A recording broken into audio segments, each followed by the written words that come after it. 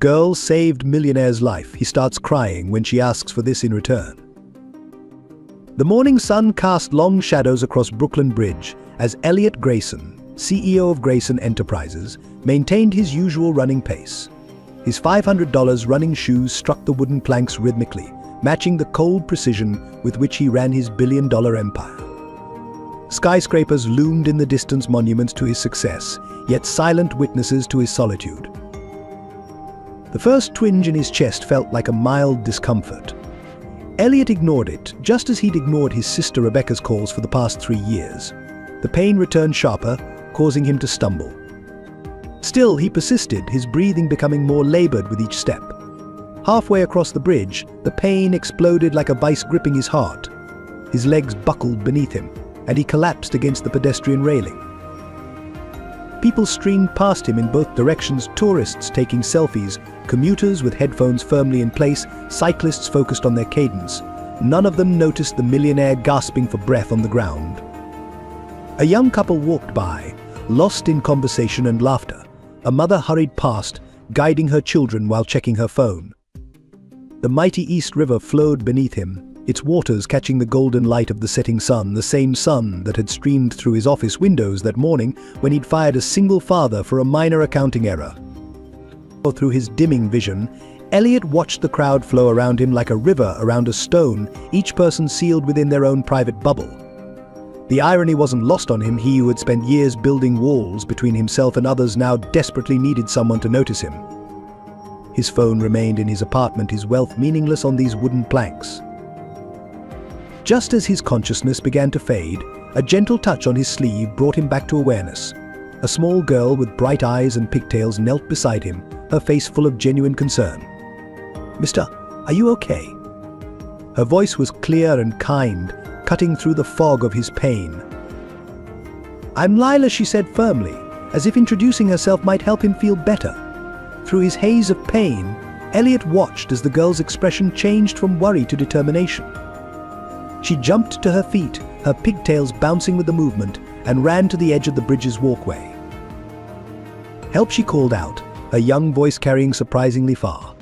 "Please, somebody help. This man is sick." As darkness crept into the edges of his vision, Elliot saw something in Lila's desperate attempts to save him, a pure, unconditional kindness he hadn't encountered in years. It was the last thing he registered before consciousness slipped away, a child's unwavering compassion contrasting sharply with the cold, impersonal world he had helped create. The moment would later mark the beginning of a transformation that would shake the foundations of his carefully constructed world, though he couldn't have known it then, lying helpless on Brooklyn Bridge, saved by the one thing his money couldn't buy: genuine human connection. If this story touched your heart, and you'd like to experience more meaningful narratives that celebrate human connection and transformation, please consider subscribing to our channel. Together, we can share stories that remind us of the power of compassion and the true value of human relationships. Sunlight streamed through floor-to-ceiling windows of Elliot Grayson's penthouse, casting long shadows across imported marble floors. The city sprawled below like a distant kingdom. But up here in his fortress of glass and steel, the 45-year-old CEO moved through his morning routine in perfect solitude. Every surface gleamed with an almost clinical perfection, not a throw pillow out of place, not a speck of dust on any surface, just like his life, controlled, ordered, and utterly empty. His morning routine never varied. At precisely 6 a.m., he would rise from his California king bed, its Egyptian cotton sheets perfectly pressed. The master bathroom, larger than most Manhattan apartments, echoed with his solitary footsteps as he prepared for another day of building his empire. His reflection in the massive mirror showed a man who had everything and nothing all at once: steel-gray eyes that hadn't softened with laughter in years, salt and pepper hair meticulously groomed, and a jawline set with determination that had become permanent. By 7 a.m., Elliot would be reviewing market reports while his personal chef, Maria, silently placed his breakfast: egg white omelette, whole grain toast, organic green juice on the custom-made dining table meant for 12, but never used for more than one. He hadn't hosted a dinner party in 3 years, not since Catherine walked out, calling him impossible to reach, like trying to hug a wall. The penthouse itself told the story of a life dedicated to acquisition rather than connection. Award-winning art pieces adorned the walls, selected not for personal appreciation but for their investment value. The kitchen, with its state-of-the-art appliances, remained largely unused except for Maria's brief morning appearances. The media room, equipped with the latest technology, gathered dust. The guest rooms, perfectly furnished, had never welcomed actual guests. At exactly 7:30 a.m., Elliot would step into his private elevator, his Italian leather shoes clicking against the marble floor. The ride down to his waiting car was silent, just as he preferred it. His driver, James, knew better than to attempt conversation during the 15-minute drive to Grayson Enterprises headquarters. The morning news played softly in the background, a mere murmur of world events that Elliot processed only in terms of market impact. The entire 50th floor of Grayson Tower belonged to him, a testament to his success and a monument to his isolation. His corner office offered panoramic views of the city he'd helped shape through countless mergers, acquisitions, and strategic eliminations of competition. The walls displayed magazine covers celebrating his business acumen, Business Leader of the Year, 40 Under 40, the man with the Midas touch. But there were no family photos, no personal mementos, nothing to suggest the office belonged to a human being rather than a corporate machine. His assistant, Mark Davis, had learned to anticipate his needs without unnecessary interaction. Reports would appear on his desk precisely when needed. Meetings would be scheduled with military precision. Calls would be screened with ruthless efficiency. The only unexpected elements in Elliot's carefully orchestrated life were the quarterly board meetings where he had to endure direct human interaction for extended periods. At day's end, Elliot would return to his penthouse, often working well into the night. The city lights twinkled below like distant stars, a reminder of the world of ordinary people living ordinary lives, a world he had long since left behind. His phone would occasionally buzz with messages from his sister Rebecca, each one ignored like the others before it.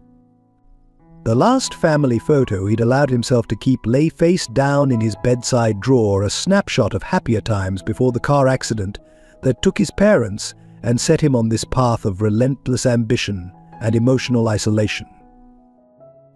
This was the empire Elliot Grayson had built, a perfect machine of success and solitude, running with clockwork precision, devoid of warmth or genuine human connection. He had everything money could buy and nothing that truly mattered, though he wouldn't realize this truth until fate intervened on Brooklyn Bridge. The accident happened on a rainy Tuesday evening 15 years ago. Thomas and Margaret Grayson were driving home from their 30th wedding anniversary dinner when a truck lost control on the wet highway. 27-year-old Elliot was closing a major acquisition deal when he received the call. His sister Rebecca, just 19 and away at college, waited alone at the hospital for hours before he arrived. The last conversation Elliot had with his father played like a haunting record in his mind. Son Thomas had said, his voice heavy with disappointment, Grayson Enterprises was built on trust and community. These aggressive takeovers, pushing out small businesses, this isn't what we stand for. Elliot had dismissed his father's concerns, too focused on quarterly profits to hear the wisdom in his words. Now those words would never come again. Robert Langford had been there through it all, his father's oldest friend and trusted business partner. "I'll help you through this," son Robert had promised at the funeral, his hand steady on Elliot's shoulder. Thomas would want the company to stay in the family. What Elliot didn't know then was that Robert had been quietly undermining Thomas Grayson for years, pushing for more aggressive business tactics while maintaining a facade of traditional values. In the weeks following the funeral, Rebecca had begged Elliot to stay with her, to grieve together. Instead, he buried himself in work, missing her college graduation, her first job celebration, and countless holidays. The Grayson family home, filled with memories of Sunday dinners and Christmas mornings, was sold to fund a corporate expansion. Their mother's cherished garden, where she had taught them both about patience and nurturing growth, was paved over for a parking structure. The investigation into the accident revealed troubling questions that were quickly buried under legal paperwork. The truck company's safety records disappeared. Witnesses changed their statements. Years later, a junior investigator would note the connection between the trucking company and a subsidiary of one of Grayson Enterprises' major competitors, but by then the case was long closed. Robert Langford's influence grew during this period, always present with convenient solutions to complex problems. He guided Elliot toward an increasingly ruthless business strategy, all while maintaining his position as a family friend and mentor. The kind, community-minded business practices that Thomas Grayson had championed were gradually replaced with aggressive expansion policies and hostile takeovers. Rebecca watched this transformation with growing alarm. She chose to study law, driven by unanswered questions about their parents' death and a desire to protect others from corporate misconduct. Her attempts to discuss her concerns with Elliot were met with cold dismissal. "The past is past," he would say, ending their increasingly rare conversations. The final break came 3 years ago at what should have been their parents' 45th wedding anniversary. Rebecca had suggested visiting their graves together, perhaps re-establishing some family connection. Elliot cancelled at the last minute, citing an urgent merger meeting. The true nature of that meeting, a strategic discussion with Robert about acquiring and dismantling a family-owned business that had once been their father's closest competitor, remained his guilty secret. The weight of these unspoken truths and abandoned relationships settled into the fabric of Elliot's life, creating an emotional fortress that no one could penetrate. The ambitious young man who had once shared his father's vision of ethical business practices transformed into a corporate titan known for his merciless efficiency. The family photos disappeared from his office, replaced by financial awards and business magazine covers. The only reminder of his past life was a single photo kept in his bedside drawer, his father teaching him to ride a bike, both of them laughing in the summer sun, a moment of joy forever frozen in time. In the gleaming halls of Grayson Enterprises, Elliot Grayson's footsteps echoed with authority, but they echoed alone. His employees scurried out of his path, their faces masks of professional deference, hiding genuine fear. The morning's executive meeting exemplified his isolation. 12 board members sat around a mahogany table, none daring to challenge his decisions, none offering genuine input. It was exactly how he preferred it, or so he told himself. Catherine's words from their last argument 2 years ago still resonated. "You built this beautiful cage, Elliot, but you're the one trapped inside it." She had been the last person to attempt breaking through his walls. After 6 months of trying to create a real connection, she'd left a note on his pristinely made bed: "I can't compete with a company for someone's soul." His daily routine had become a symphony of solitude. Breakfast alone in his office, lunch meetings focused entirely on business, dinners often forgotten in favor of late-night work sessions. The cleaning staff knew to avoid his office until after 10 p.m., when he would finally head home to his empty penthouse. Even his weekend runs through Central Park, where exercises in isolation, his premium headphones blocking out any possibility of human interaction. The few relationships he maintained were purely transactional.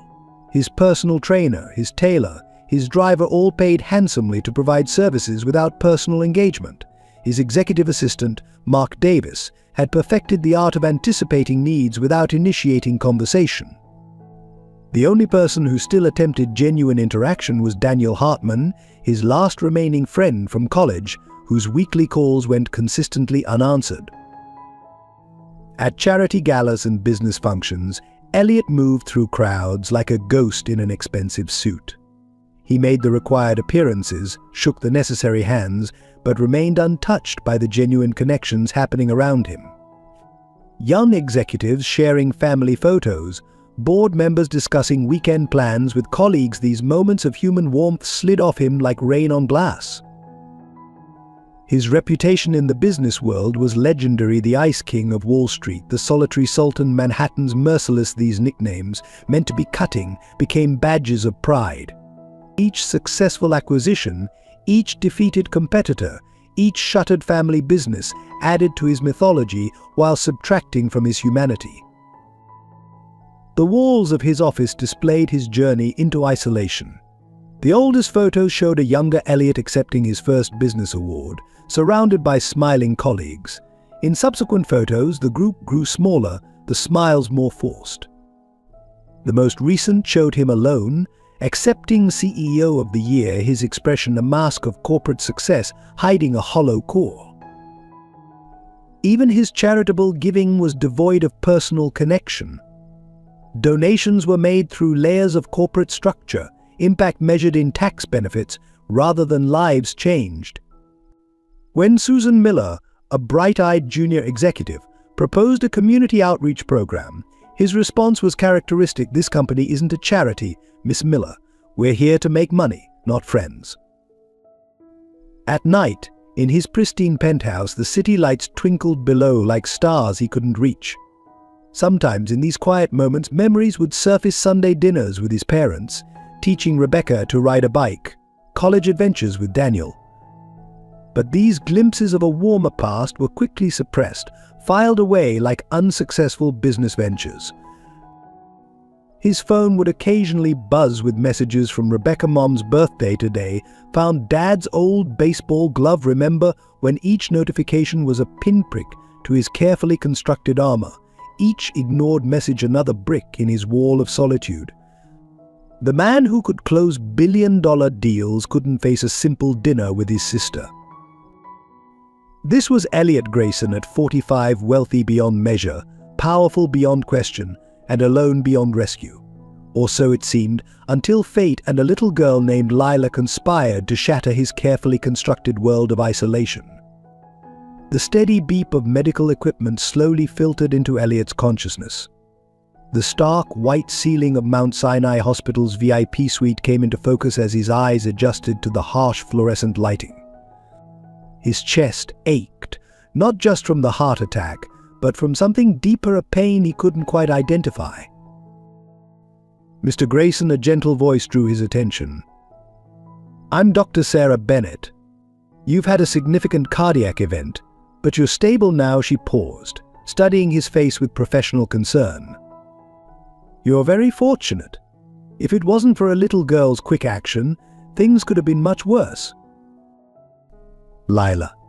The name floated back to him through the haze of medication. Small hands, worried eyes, a voice calling for help when everyone else walked past. The girl, he managed to say, his throat dry. "Is she?" "She's in the waiting room with her mother," Dr. Bennett replied, checking his vitals. "They've been here for hours, refused to leave until they knew you were okay. Quite remarkable, really." Before Elliot could process this information, a knock at the door revealed Hannah Thompson, her face showing signs of exhaustion, and Lila, still in her school uniform, clutching a handmade get well card. The child's face lit up when she saw him awake. "Mr. Elliot, you're okay." Hannah placed a gentle hand on her daughter's shoulder. "Lila, remember what we discussed about being quiet in hospitals?" But Elliot found himself warming to the child's unrestrained enthusiasm, so different from the careful, calculated interactions he was used to. "I made you a card," Lila announced, proudly holding up her artwork. Crayon-drawn hearts and stars framed the words "Get better soon" in wobbly letters. "Mummy says you had a heart attack. That's what happened to Mr. Jenkins next door, but he's better now too." As Lila chattered on, Elliot studied Hannah Thompson. She wore simple clothes but carried herself with quiet dignity.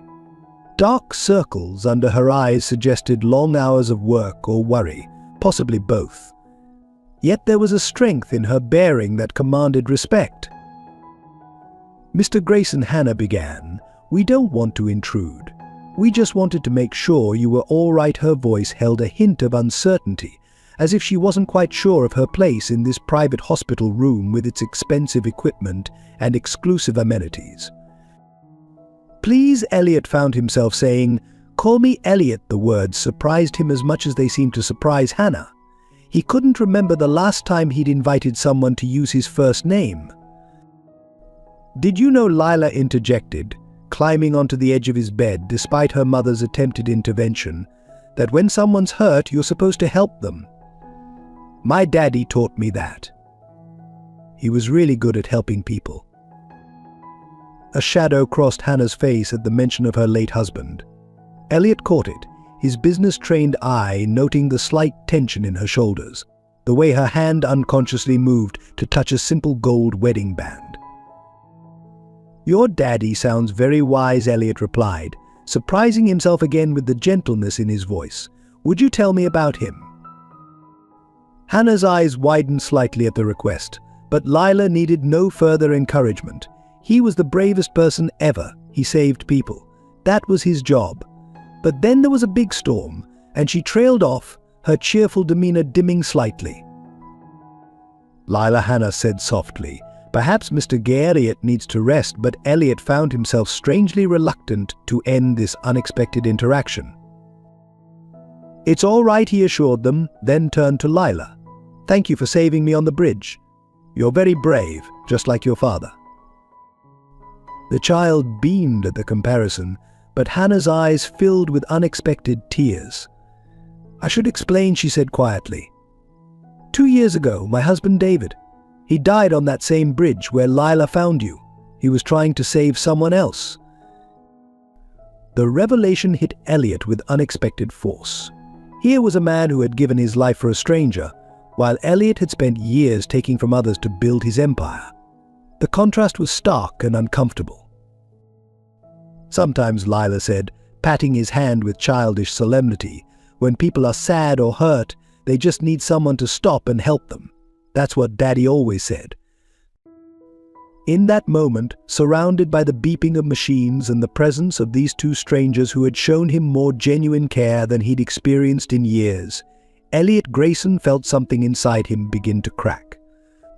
The carefully constructed walls of his isolation developed their first significant fissure, though he wouldn't recognize it until much later. A week after his hospital release, Elliot found himself standing before a weathered brick building in Brooklyn, the address Hannah had reluctantly provided after his insistence on properly thanking them. The contrast between this neighborhood and his usual surroundings was stark. Here, laundry lines stretched between buildings, children played hopscotch on chalk-drawn squares, and the air filled with a mix of cooking aromas from various ethnic restaurants. The scent of fresh baked bread drew his attention to Sanchez Bakery across the street. Through the steamy windows, he observed an elderly couple working in perfect synchronization, Carlos kneading dough, while Maria arranged pastries in the display case. Their movements held a practiced intimacy that made him feel like an intruder just watching. Before he could ring the Thompsons' bell, Lila's voice called out Mr. Elliot. She ran toward him from the bakery, a paper bag clutched in her small hands. "We saw you from the window. Mrs. Sanchez gave me extra cookies because I helped sweep this morning." Her face beamed with pride at her contribution. Hannah appeared behind her, wearing a nurse's scrubs and looking tired but welcoming. "We were just heading home. Would you like to come up?" The invitation seemed to surprise her as much as it surprised him. The Thompson apartment was small but immaculately kept. Children's artwork decorated the walls, and well-worn furniture spoke of a life lived rather than displayed. It was everything his penthouse wasn't: modest, warm, alive. "I wanted to thank you properly," Elliot began, reaching for his checkbook. But Lila interrupted, tugging at his sleeve. "Want to see my neighborhood?" she asked excitedly.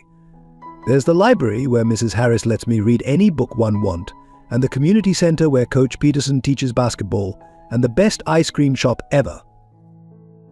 Before he could respond, she was pulling him toward the door, Hannah following with an apologetic smile. "She tends to take charge," she explained softly. The next 2 hours transformed Elliot's understanding of community. Lila introduced him to everyone they passed: Mr. Chen at the grocery store, counting out food stamps for an elderly customer, Sarah Miller, teaching free art classes in the park, James Rodriguez, fixing his father's auto repair shop sign. At the community center, they found Coach Peterson working with a group of teenagers. These kids could be champions, the coach confided to Elliot, if we could afford proper equipment. But we make do. The library revealed Mrs. Harris helping students with homework. "Not all parents can afford tutors," she explained, "so we try to fill the gap." Her eyes held the same passionate commitment he'd seen in every person they'd met. The ice cream shop owner, Mr. Giovanni, greeted Lila by name and added an extra scoop for her new friend. As they sat outside enjoying their treats, Elliot observed the street life, neighbors helping neighbors, children playing under the watchful eyes of the entire community, small businesses supporting each other despite their own struggles. "Mr. Martinez's restaurant gives free meals to kids who can't afford lunch," Lila explained, ice cream dripping down her cone. "And when Mrs. Chen was sick, everyone took turns helping at her store." Hannah watched her daughter's enthusiastic tour guiding with quiet pride. "It's not much compared to what you're used to," she said softly. "But there's real wealth here, just not the kind you can put in a bank." The statement struck Elliot deeply. He thought of his empty penthouse, his silent meals, his relationships measured in market value. Here, surrounded by peeling paint and worn sidewalks, he witnessed a richness he'd forgotten existed. Their tour ended back at Sanchez Bakery, where Maria insisted they take home fresh bread.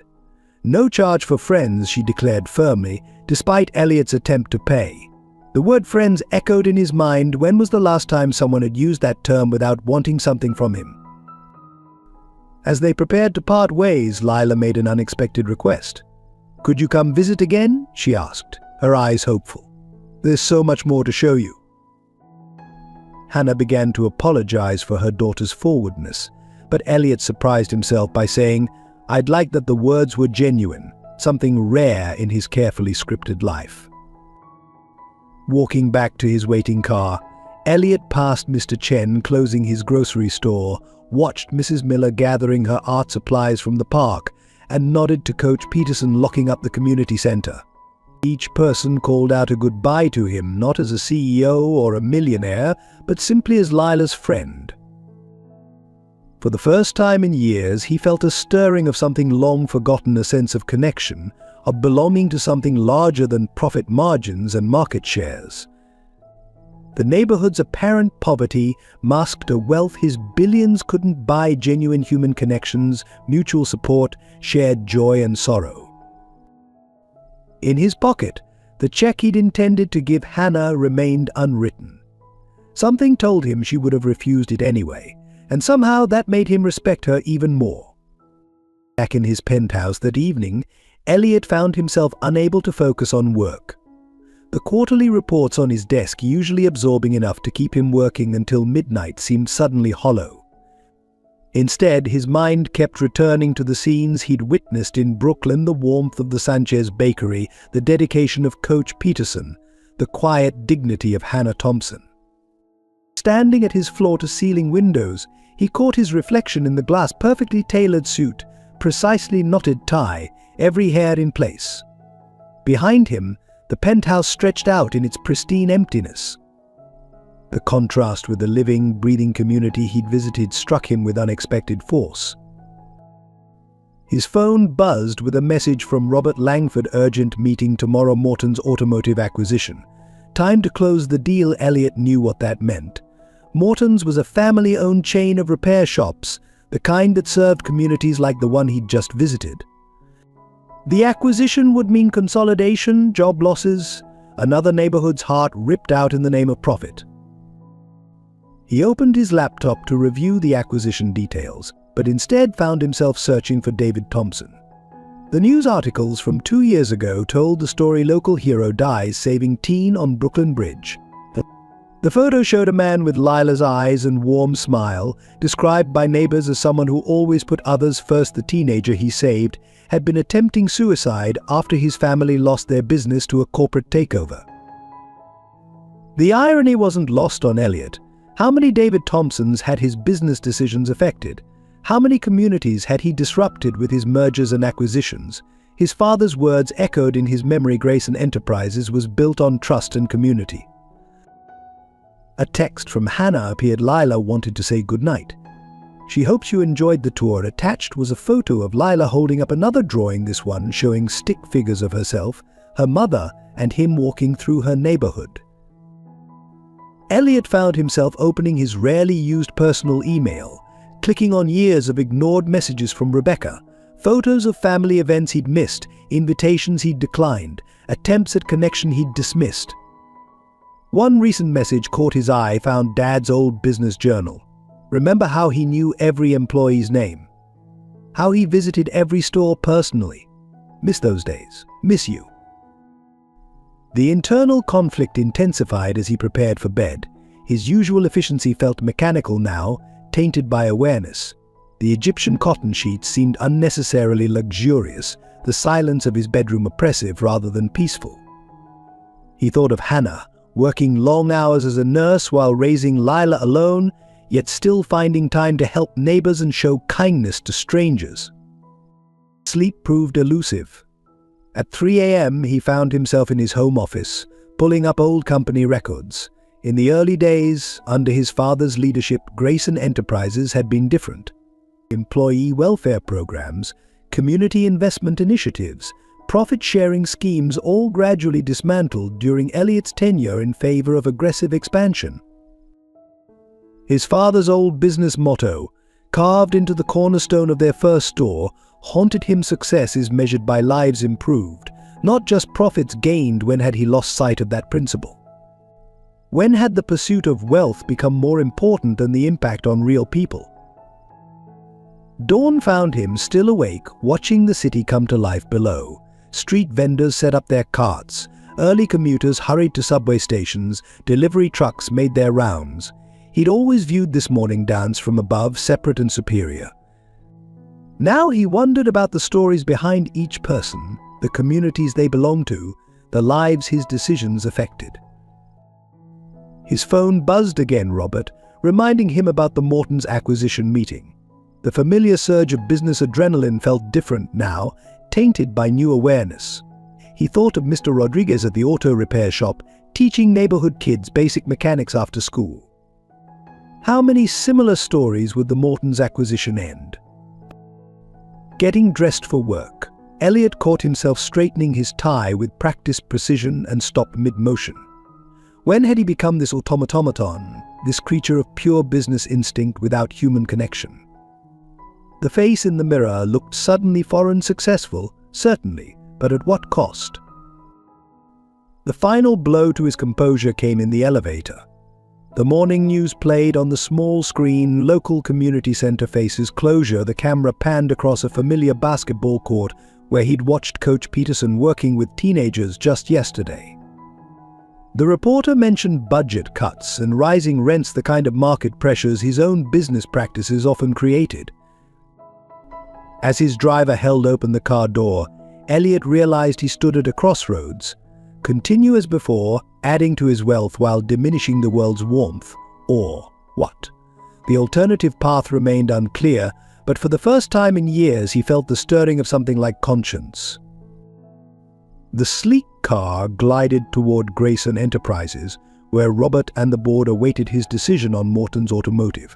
For the first time in his career, Elliot Grayson was uncertain about a business decision, and even more surprisingly, he wasn't sure that was a bad thing. Robert Langford sat in his dimly lit office, meticulously altering financial reports with practiced precision. The soft glow of his computer screen illuminated his satisfied smirk as he shifted decimal points and adjusted figures, creating a narrative of mounting losses under Elliot's leadership. 20 years of waiting, of playing the loyal friend and mentor, were about to pay off. Mr. Langford, his secretary's voice crackled through the intercom. The private investigator is here. Leonard Brooks entered, a weathered man carrying a thick manila envelope. You'll find these interesting, he said, spreading photographs across Robert's mahogany desk. The images told a story. Elliot visiting the Brooklyn neighborhood, sitting in a modest bakery, walking with Hannah and Lila Thompson. Excellent, Robert murmured, selecting a particularly damaging photo of Elliot dressed casually, looking decidedly CEO-like while pushing Lila on a park swing. Our board members will be very concerned about his emotional stability. The investigation into Elliot's activities had been thorough. Brooks had documented every visit to the Thompson apartment, every interaction with local business owners, every moment that showed Elliot straying from his corporate persona. There's more. Brooks added, producing another set of photos. He's been meeting with his sister Rebecca. She's a corporate lawyer now, specializing in ethics and accountability. Robert's jaw tightened. Rebecca had always been too perceptive, too questioning. Like her father, "Keep watching them," he ordered. "I want to know every move, every conversation, every potential threat to our plan." Alone again, Robert opened his wall safe and removed a worn leather folder. Inside lay documents from 15 years ago, the real accident report from the night Thomas and Margaret Grayson died, complete with evidence of tampered brake lines and a payoff to the truck driver. Thomas had been close to discovering Robert's embezzlement scheme. Too close. Now Robert carefully constructed his masterpiece of deception. He doctored board meeting minutes, created false email trails, and fabricated evidence of Elliot's supposed mismanagement. The story was perfect: a once brilliant CEO suffering an emotional breakdown, making irrational decisions, betraying shareholder interests. Susan Miller, the bright-eyed junior executive, proved an unwitting ally. Her proposal for community outreach programs, rejected by Elliot months ago, became evidence of his erratic behavior when he suddenly showed interest in similar initiatives. Robert took pleasure in watching her confusion as he subtly manipulated her perspective. "Notice how distracted he's been lately," Robert mentioned casually to board member Thomas Reed, missing crucial meetings, spending time in Brooklyn of all places. It's concerning he planted similar seeds of doubt throughout the company, watching them grow into full-blown concerns. The media strategy was equally calculated. Strategic leaks to financial journalists suggested investigations into Grayson Enterprises' stability. Rumors of board displeasure circulated in business circles. Robert's network of influencers, carefully cultivated over decades, began questioning Elliot's leadership in public forums. "Our stock could suffer if word gets out about his emotional state," Robert whispered to one executive. "Perhaps it's time for new leadership," he suggested to another. Each conversation was a brush stroke in his portrait of a CEO losing control. The final piece fell into place when Robert discovered Hannah Thompson's medical records. Her lupus treatments, the mounting bills, the threat of eviction, all leveraged to be used at the perfect moment.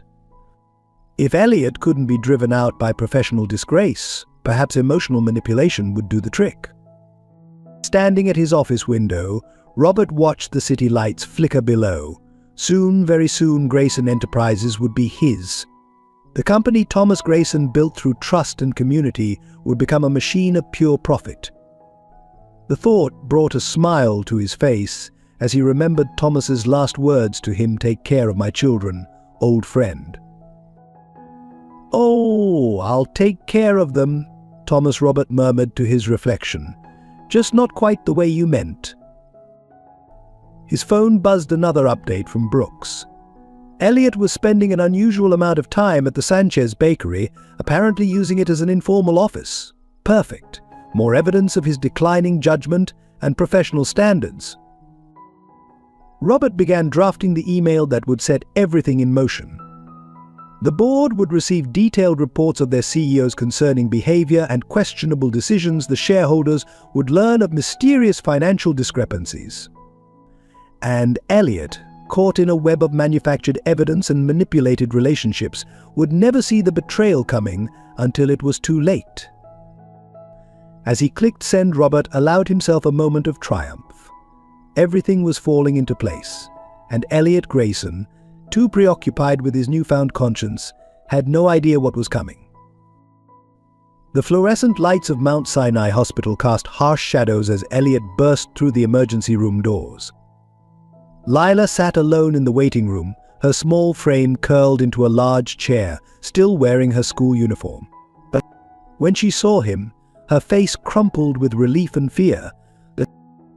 "Mr. Elliot," she cried, running to him. Mommy fell down at work. She wouldn't wake up. Her voice trembled as she clutched his hand. "The other nurses called the ambulance. They wouldn't let me go with her." Elliot lifted her into his arms, feeling her small body shake with suppressed sobs. His usual corporate armor cracked completely at the sight of her distress. "Your mom is strong," Lila, he assured her, though his own heart raced with concern. "The doctors will take good care of her." Dr. Sarah Bennett, who had treated Elliot during his heart attack, approached them with a grave expression. "Mr. Grayson," she began, then paused, looking at Lila.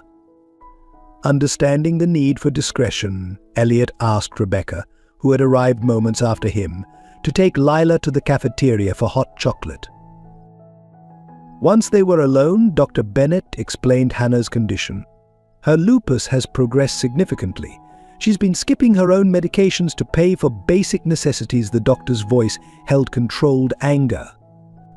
The stress of working double shifts, caring for Lila alone, and managing her condition.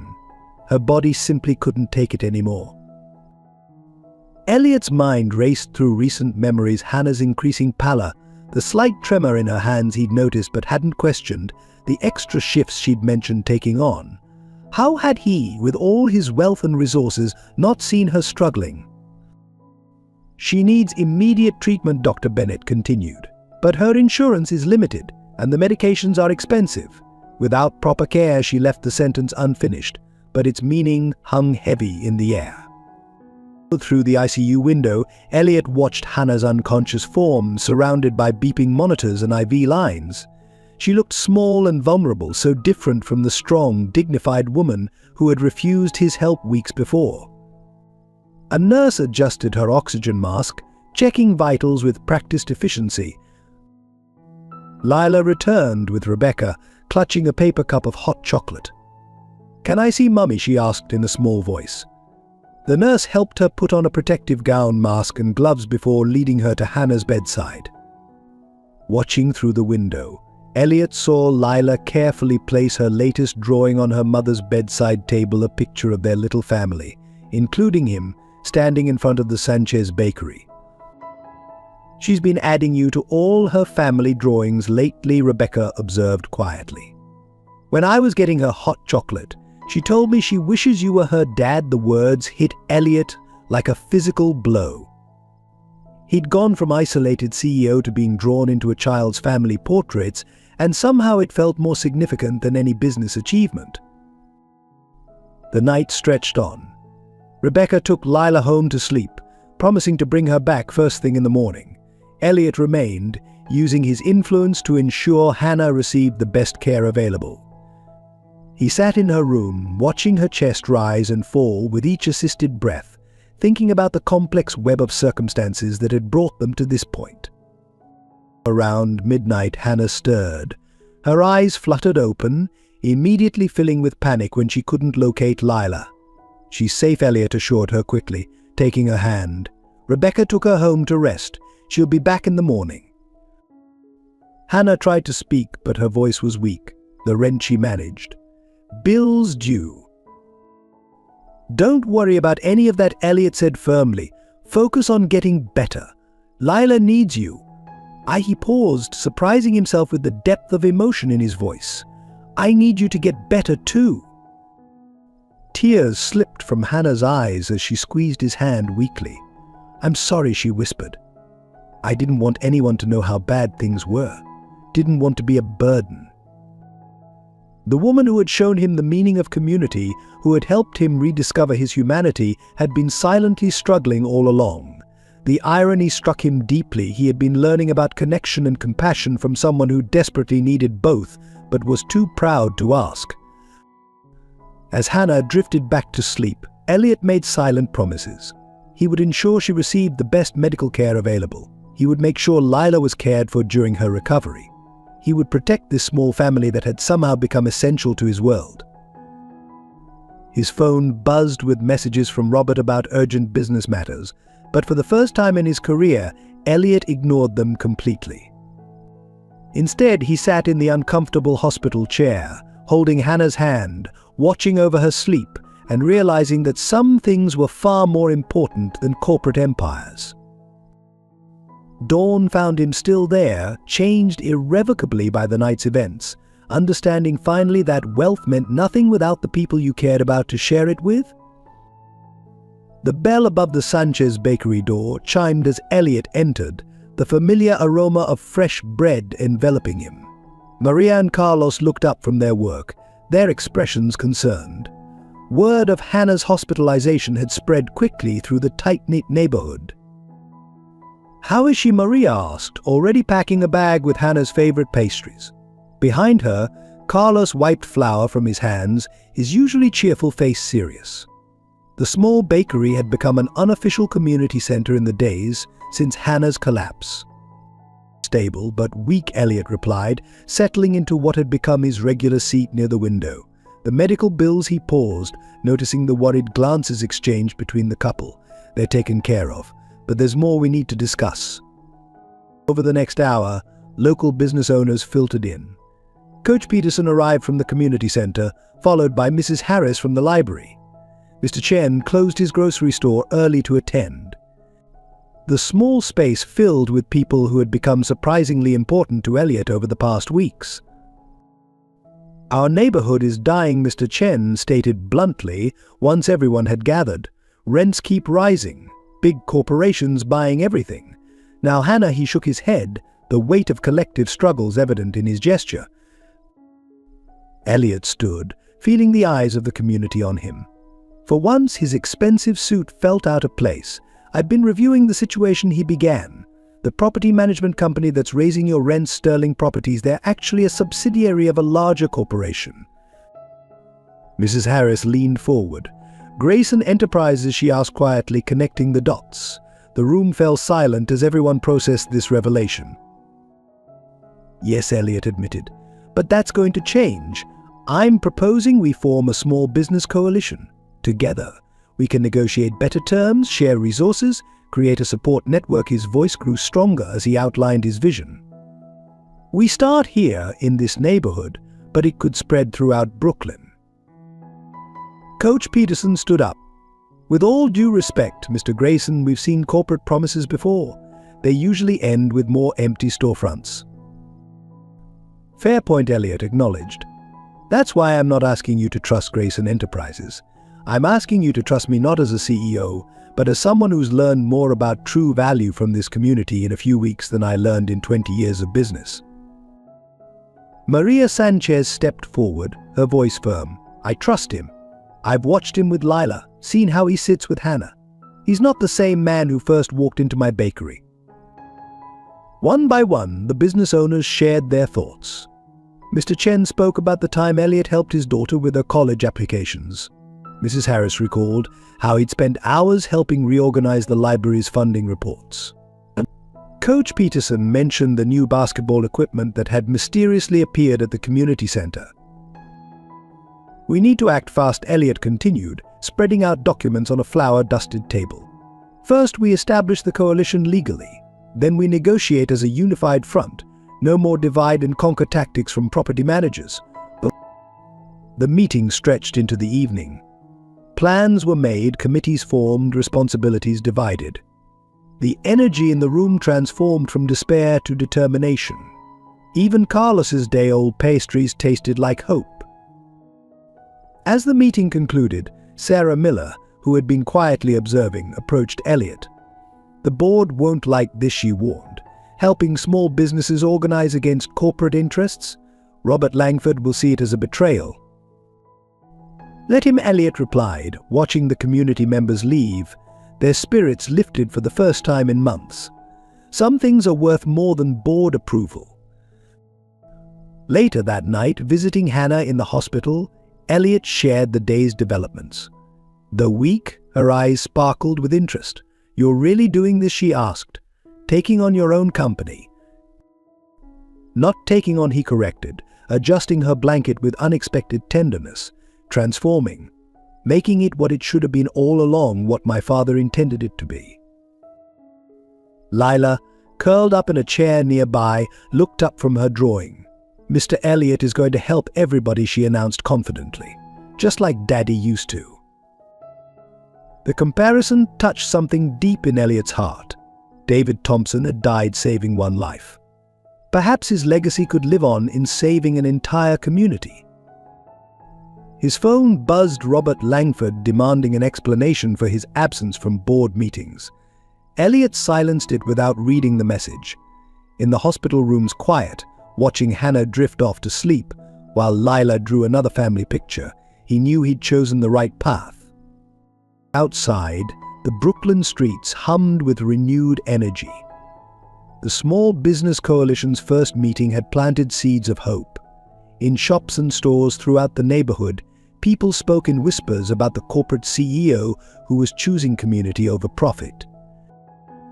The transformation was beginning, not just of a neighborhood, but of a man's soul. And somewhere, Elliot felt certain his father was smiling. The morning sun cast long shadows across the Grayson Enterprises boardroom as Robert Langford presented his carefully crafted evidence.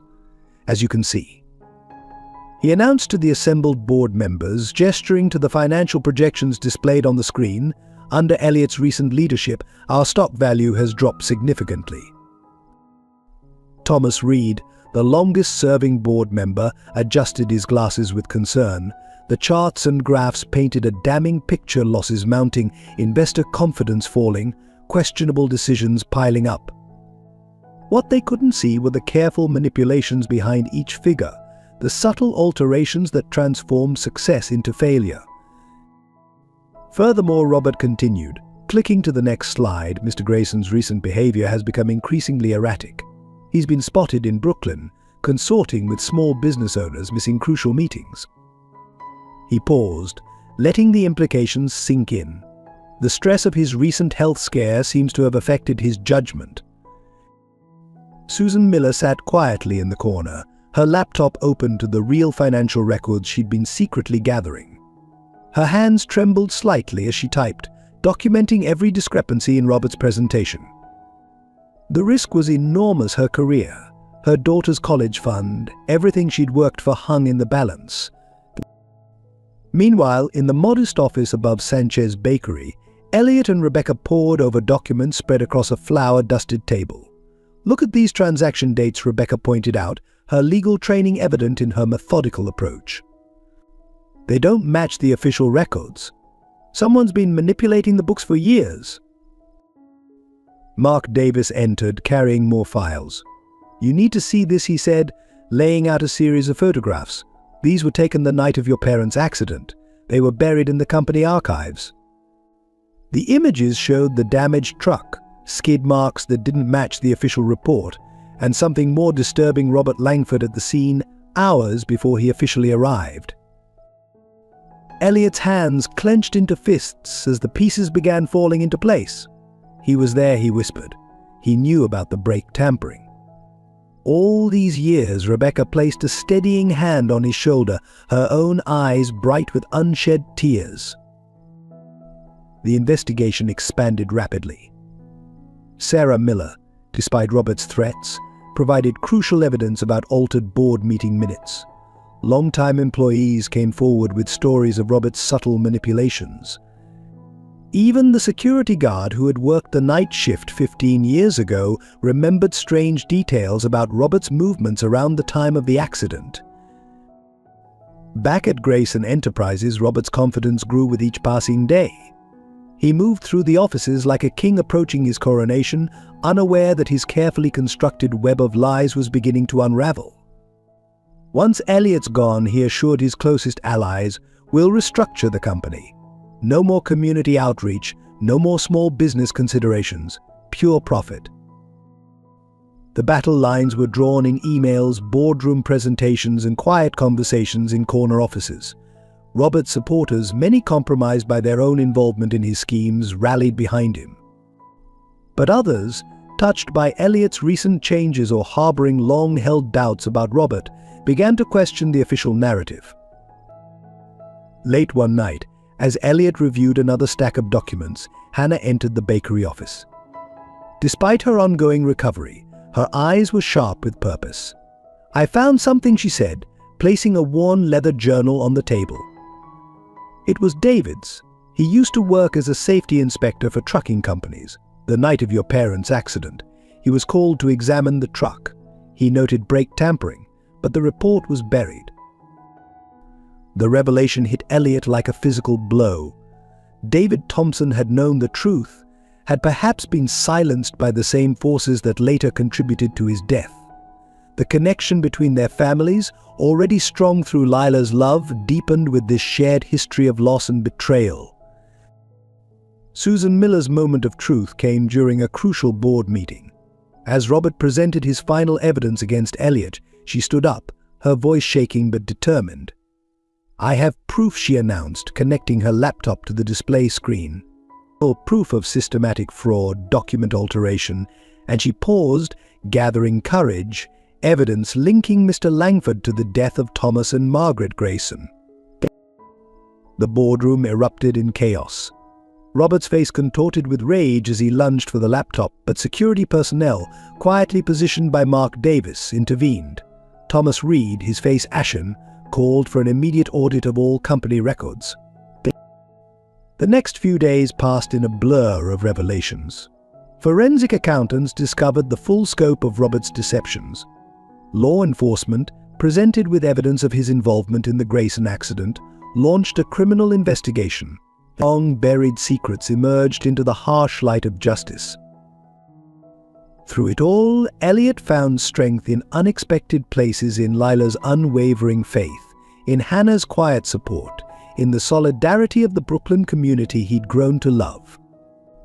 The small business owners who had once feared Grayson Enterprises now rallied behind its true heir, sharing their own stories of Robert's predatory practices. Rebecca, working tirelessly beside her brother, finally uncovered the last piece of the puzzle documentation of Robert's early attempts to push their father out, dating back to when Elliot was still in college. The betrayal had been planned for decades, waiting for the perfect moment to strike. As the evidence mounted, Robert's allies began to desert him. Board members, faced with irrefutable proof of his crimes, rushed to distance themselves. The carefully constructed facade of the loyal friend and mentor crumbled, revealing the calculating manipulator beneath. The final confrontation came not in a boardroom or courtroom, but in the quiet of Elliot's old office. Robert, his empire crumbling, faced his former protege with desperate anger. "You're weak, just like your father," he spat. "All this concern for community, for small businesses, it's pathetic. I made you what you are."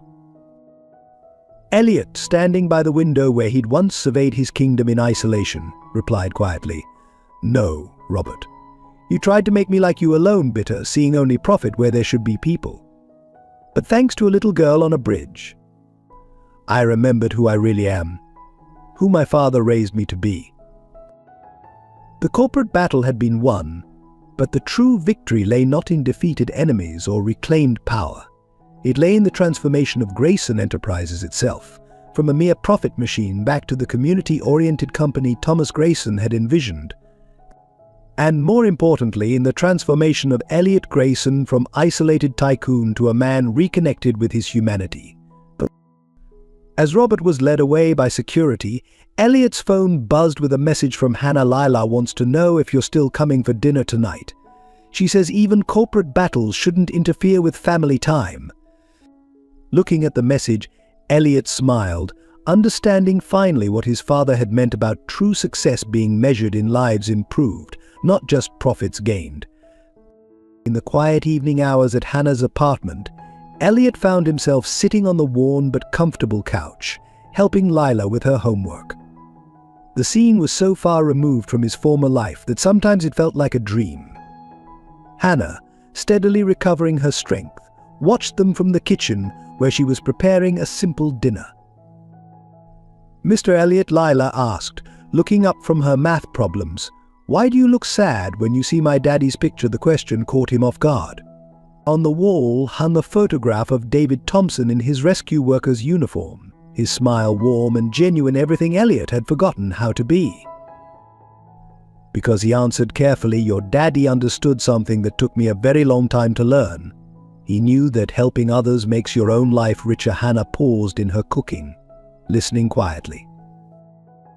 The transformation in Elliot had been gradual but profound.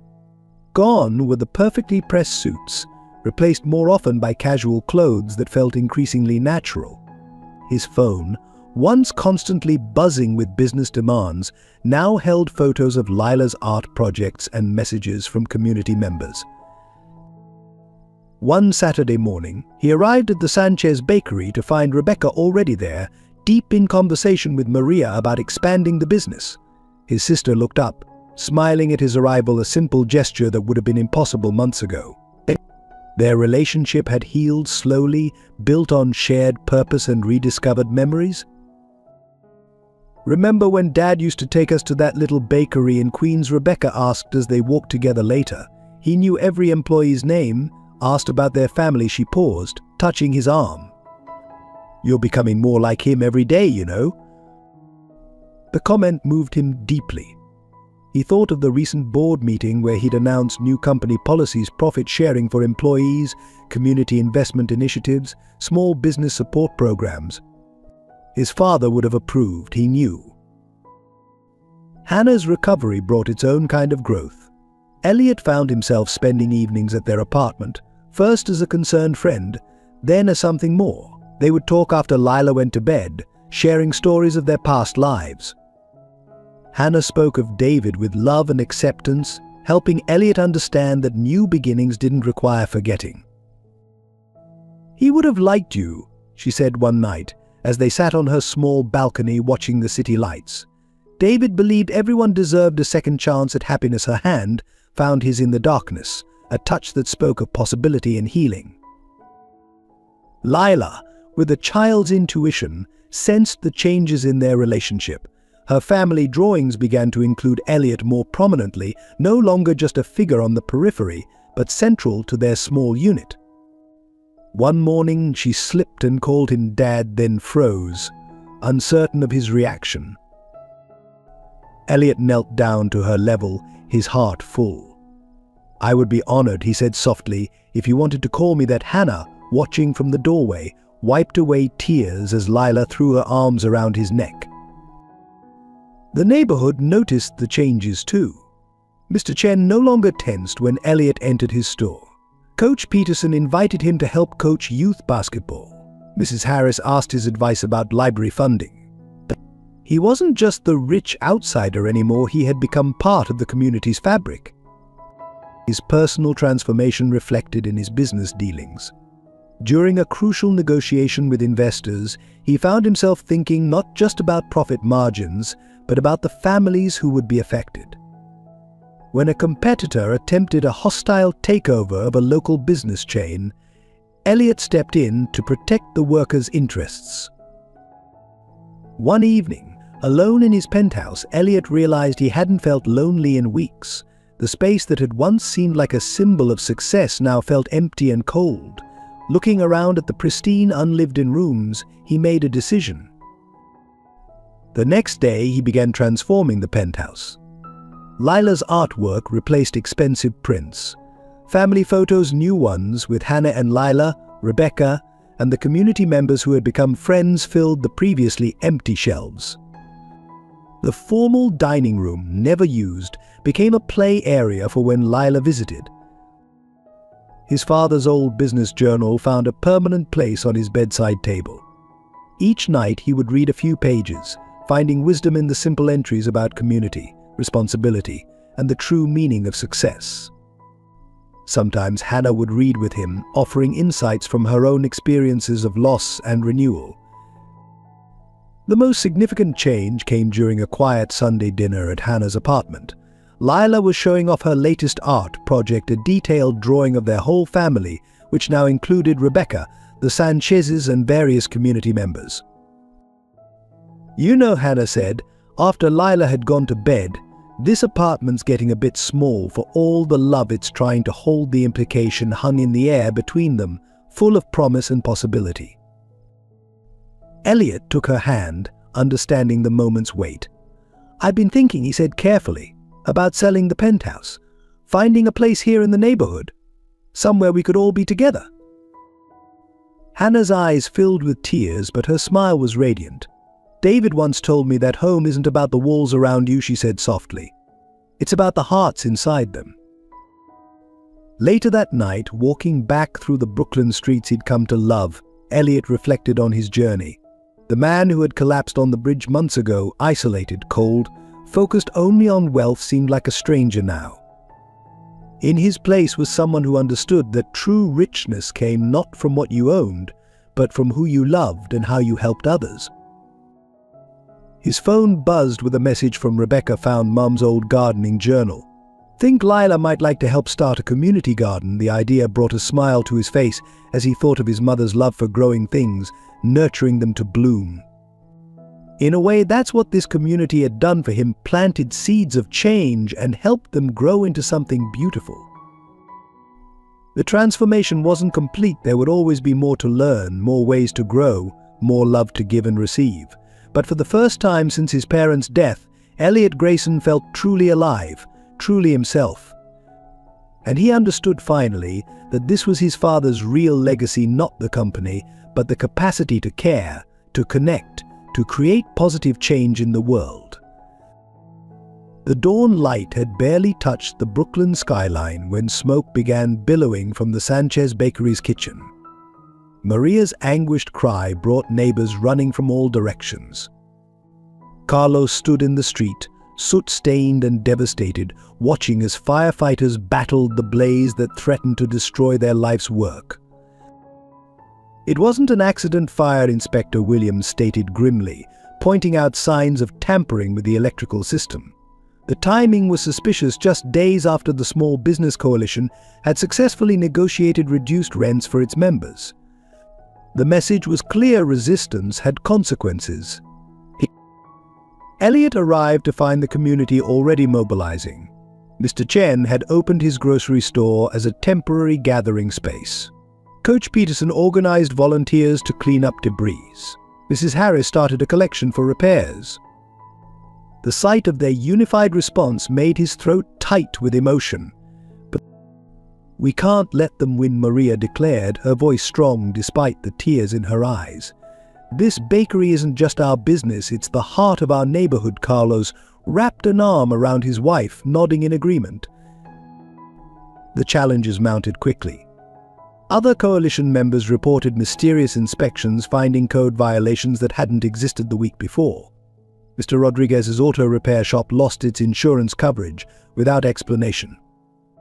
The library's grant funding was suddenly under review. At an emergency coalition meeting in the community center, tension filled the air.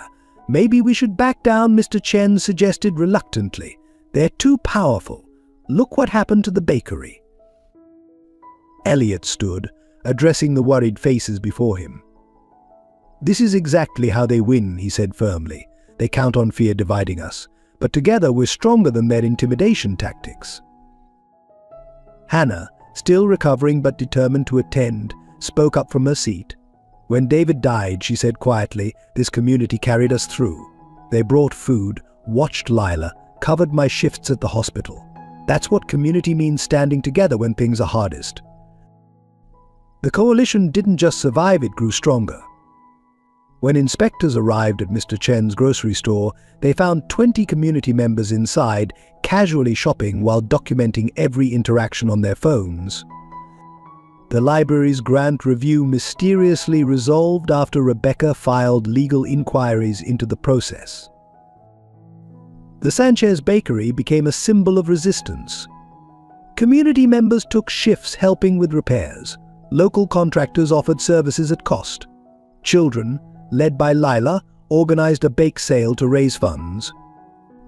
Even Elliot's corporate connections proved useful, as legitimate suppliers offered better terms to support the rebuilding. But the opposition adapted. Anonymous letters appeared, suggesting that Elliot's interest in the neighborhood was just another corporate takeover strategy. Some residents, remembering past betrayals by big business, began to doubt his intentions. The whispers reached Hannah. They're saying you'll leave once you get what you want, she admitted one evening, voicing the fear she'd been holding back, that this is all some elaborate business strategy. Elliot took her hand, remembering the man he'd been before, the one who might have done exactly that. I'm not that person anymore, he said softly. This community, you, Lila, you've shown me what really matters. I'm home. The turning point came unexpectedly. During a community dinner in the partially repaired bakery, Robert's hired thugs attempted to intimidate coalition members.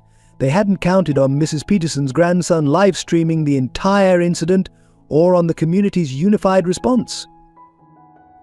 Instead of scattering in fear, the residents locked arms, forming a human chain around the bakery.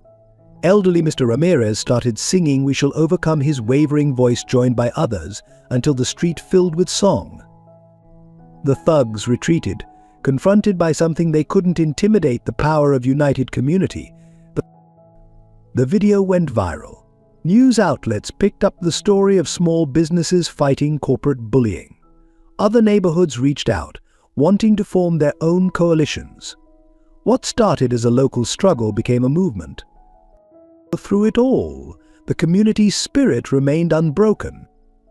When Mr. Rodriguez's shop lost power mysteriously, neighbors ran extension cords from their homes. When the library's computers were vandalized, a tech company owned by a former resident donated new ones. The Sanchez Bakery reopened stronger than ever, its walls now decorated with photos of the community members who helped rebuild it. The first batch of bread was shared among those who had stood together through the crisis, a communion of sorts that celebrated their collective strength. Late one evening, as Elliot helped Carlos close up the bakery, the older man shared his wisdom. "You know what they don't understand," he said, gesturing to the street outside. "They think breaking things will break our spirit, but each attack makes us stronger, closer." Looking out at the neighborhood he'd grown to love, Elliot understood. The pristine corporate world he'd once inhabited seemed sterile compared to this vibrant community where people fought for each other, supported each other, celebrated and mourned together.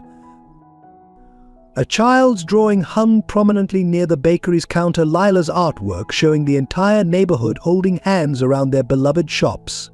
Below it she'd written in careful letters, "My family." Looking at it, Elliot realized that all the wealth he'd accumulated in his previous life couldn't match the richness of belonging to this community. The challenges weren't over. Corporate interests would continue their pressure, find new ways to threaten and divide. But something fundamental had changed. The neighborhood had rediscovered its collective strength, and Elliot had found his true purpose. That night, walking home with Hannah and Lila, passing neighbors who called out greetings by name, Elliot felt a deep sense of peace.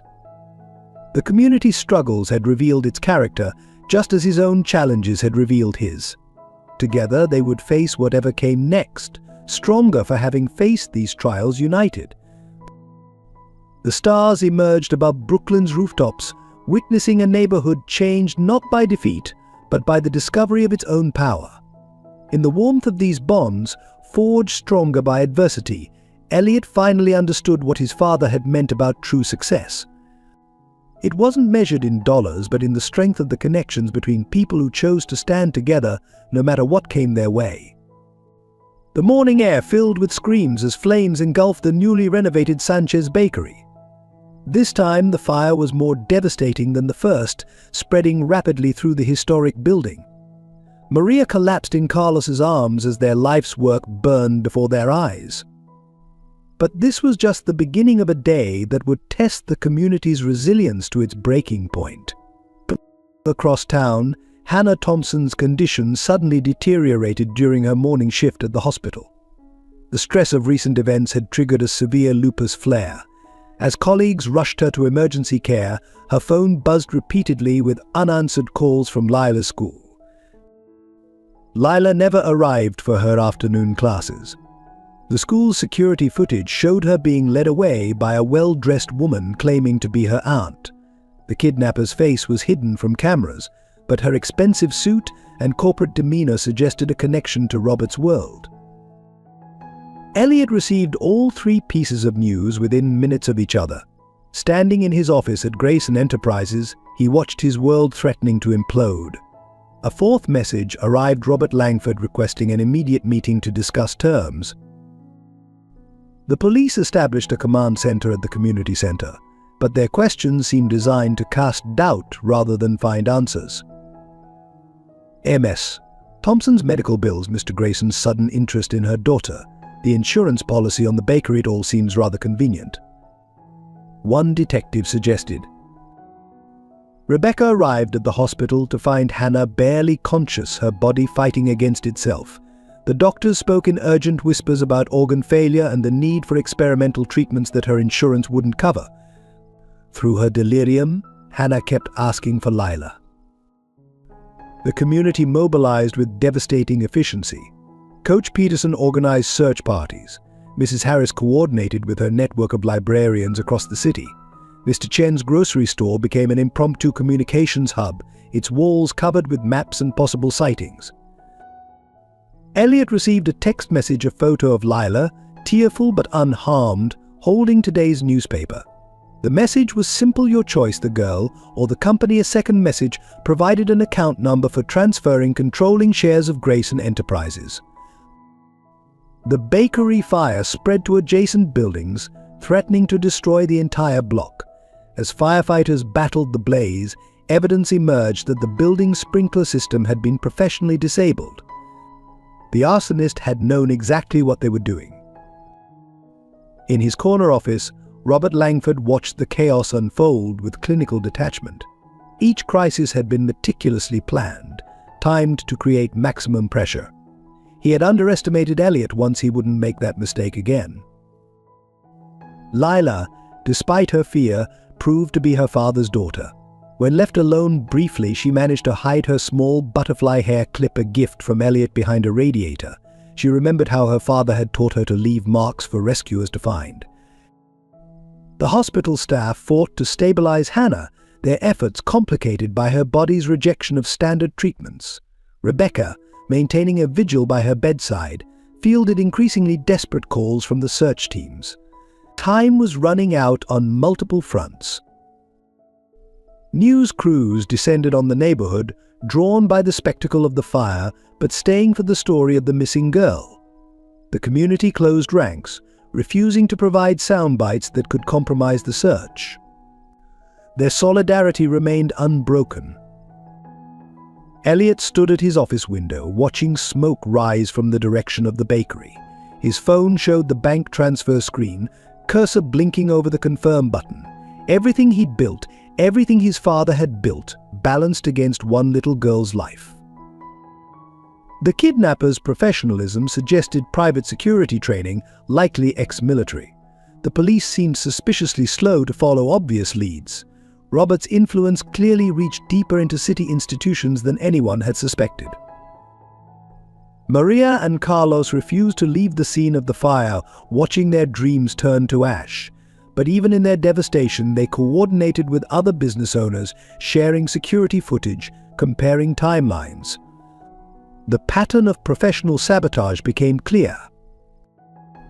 At the hospital, Hannah briefly regained consciousness. "Find her," she whispered to Elliot, her faith in him unshaken despite everything. "Bring our daughter home," the word echoed in his heart as she slipped back into unconsciousness. The community's children, led by Lila's classmates, organized their own search network. They knew the neighborhood's hidden places, the shortcuts, the secret passages, the overlooked spaces where an adult might hide a scared little girl. Robert's ultimatum came with a deadline: midnight. The company or the child. The simple binary choice represented everything wrong with his worldview, the belief that everyone had a price. In the gathering darkness, the search parties regrouped at the community center. Exhausted but determined, they refused to give up. This wasn't just about finding one child anymore, it was about standing against the corruption that threatened their entire community. Lila's butterfly clip proved to be the breakthrough. A sharp-eyed volunteer spotted it during a systematic search of abandoned buildings near the financial district. The discovery narrowed the search area significantly, but time was running out. The bakery fire finally came under control, leaving behind a skeletal structure that seemed to mock the community's recent victories. But even as the embers cooled, neighbors were already planning the rebuilding, refusing to be broken. As the midnight deadline approached, Elliot faced the most crucial decision of his life. The company represented his father's legacy, his life's work, his redemption. But Lila represented something even more precious: the future. Hope, love, unconditional and pure. In his darkest moment, Elliot remembered David Thompson's sacrifice on Brooklyn Bridge. Sometimes the most valuable things couldn't be measured in dollars or shares. Sometimes true worth lay in the courage to risk everything for what really mattered. The boardroom of Grayson Enterprises hummed with tension as Elliot burst through the doors, Rebecca and Mark Davis flanking him. Robert Langford stood at the head of the table, his presentation on the latest financial discrepancies interrupted mid-sentence. The gathered board members shifted uncomfortably, sensing the approaching storm. "It ends now," Robert Elliott's voice cut through the air like steel. He nodded to Mark, who began distributing thick folders to each board member. "Inside, you'll find evidence of systematic fraud spanning 2 decades. But more importantly, you'll find proof of Robert's involvement in my parents' death." Robert's composed facade cracked slightly. "This is absurd," he scoffed, but his hand trembled as he reached for the documents. "Mr. Grayson is clearly suffering another emotional breakdown.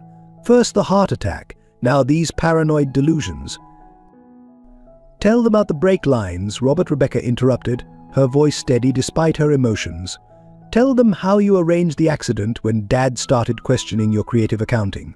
Or shall I play the confession from the truck driver you paid off?" The boardroom erupted in murmurs as security footage played on the screen. Robert at the accident scene hours before he claimed to arrive, speaking with a man who would later be identified as the truck driver.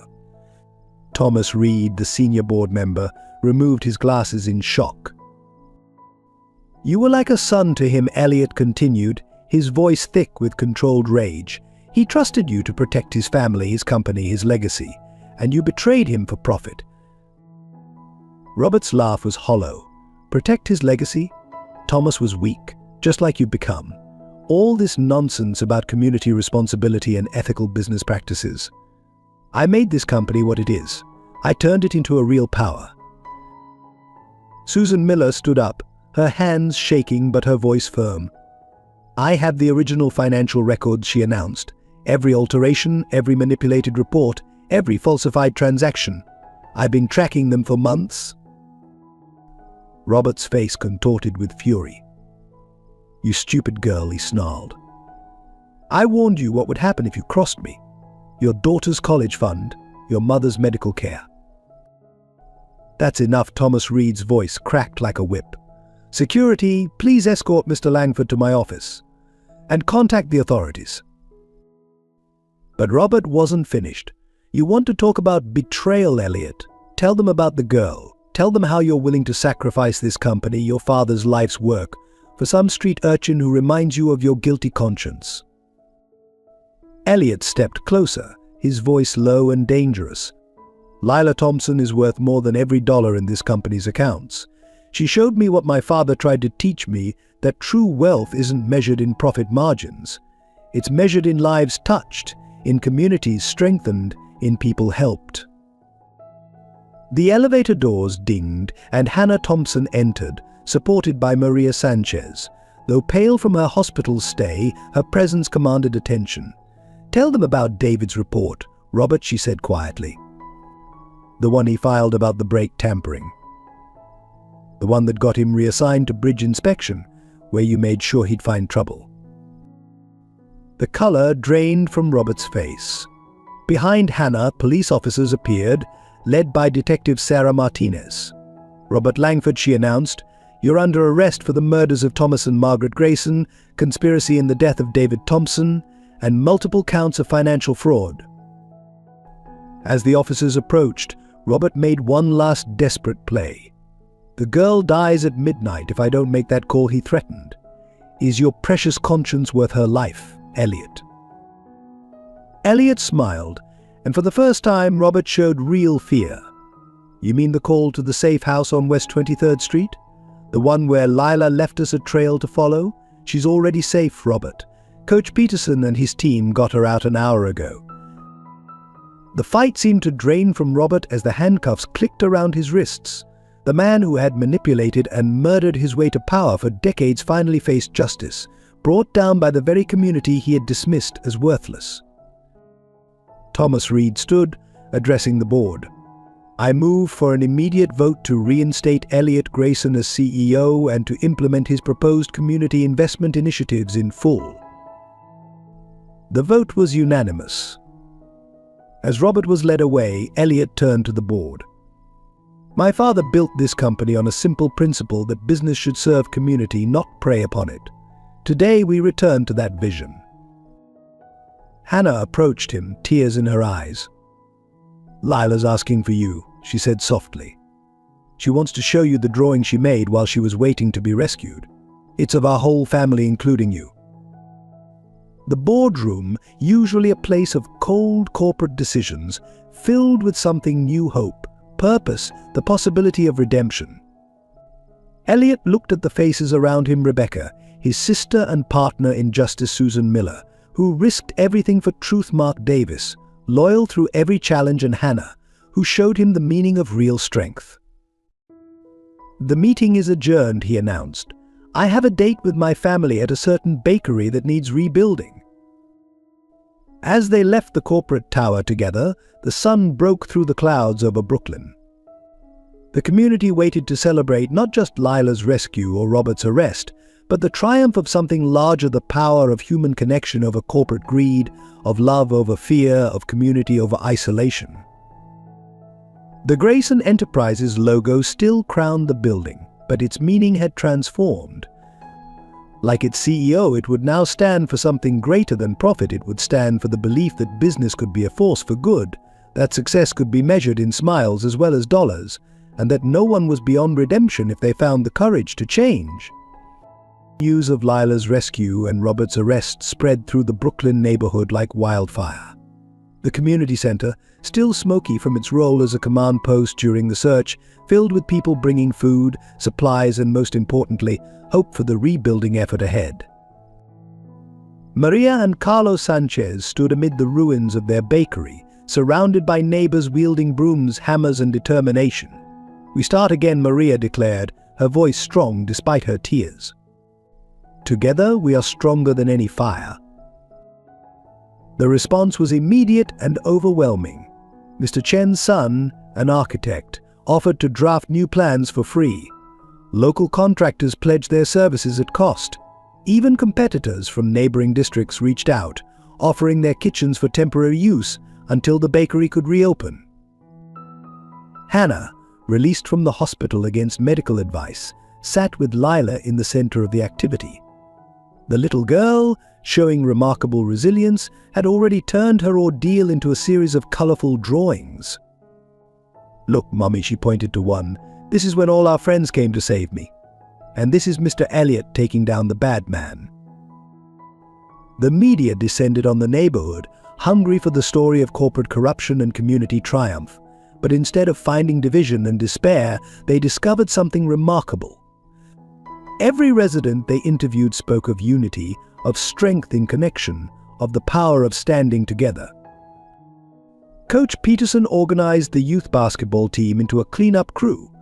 Mrs. Harris coordinated a book drive to replace the library's damaged collection. The grocery store became a donation center, its aisles filled with supplies for affected families.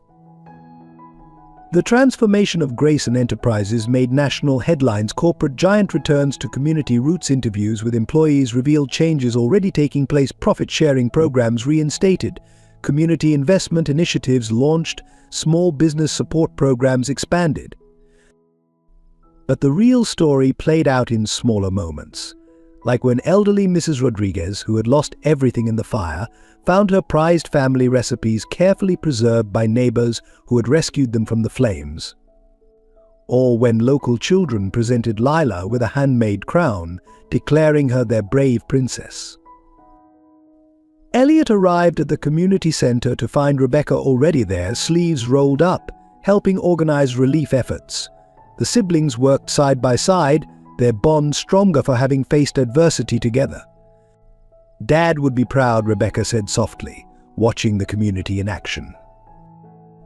The small business coalition, far from being intimidated by recent events, grew stronger. Other neighborhoods reached out, seeking advice on forming their own alliances.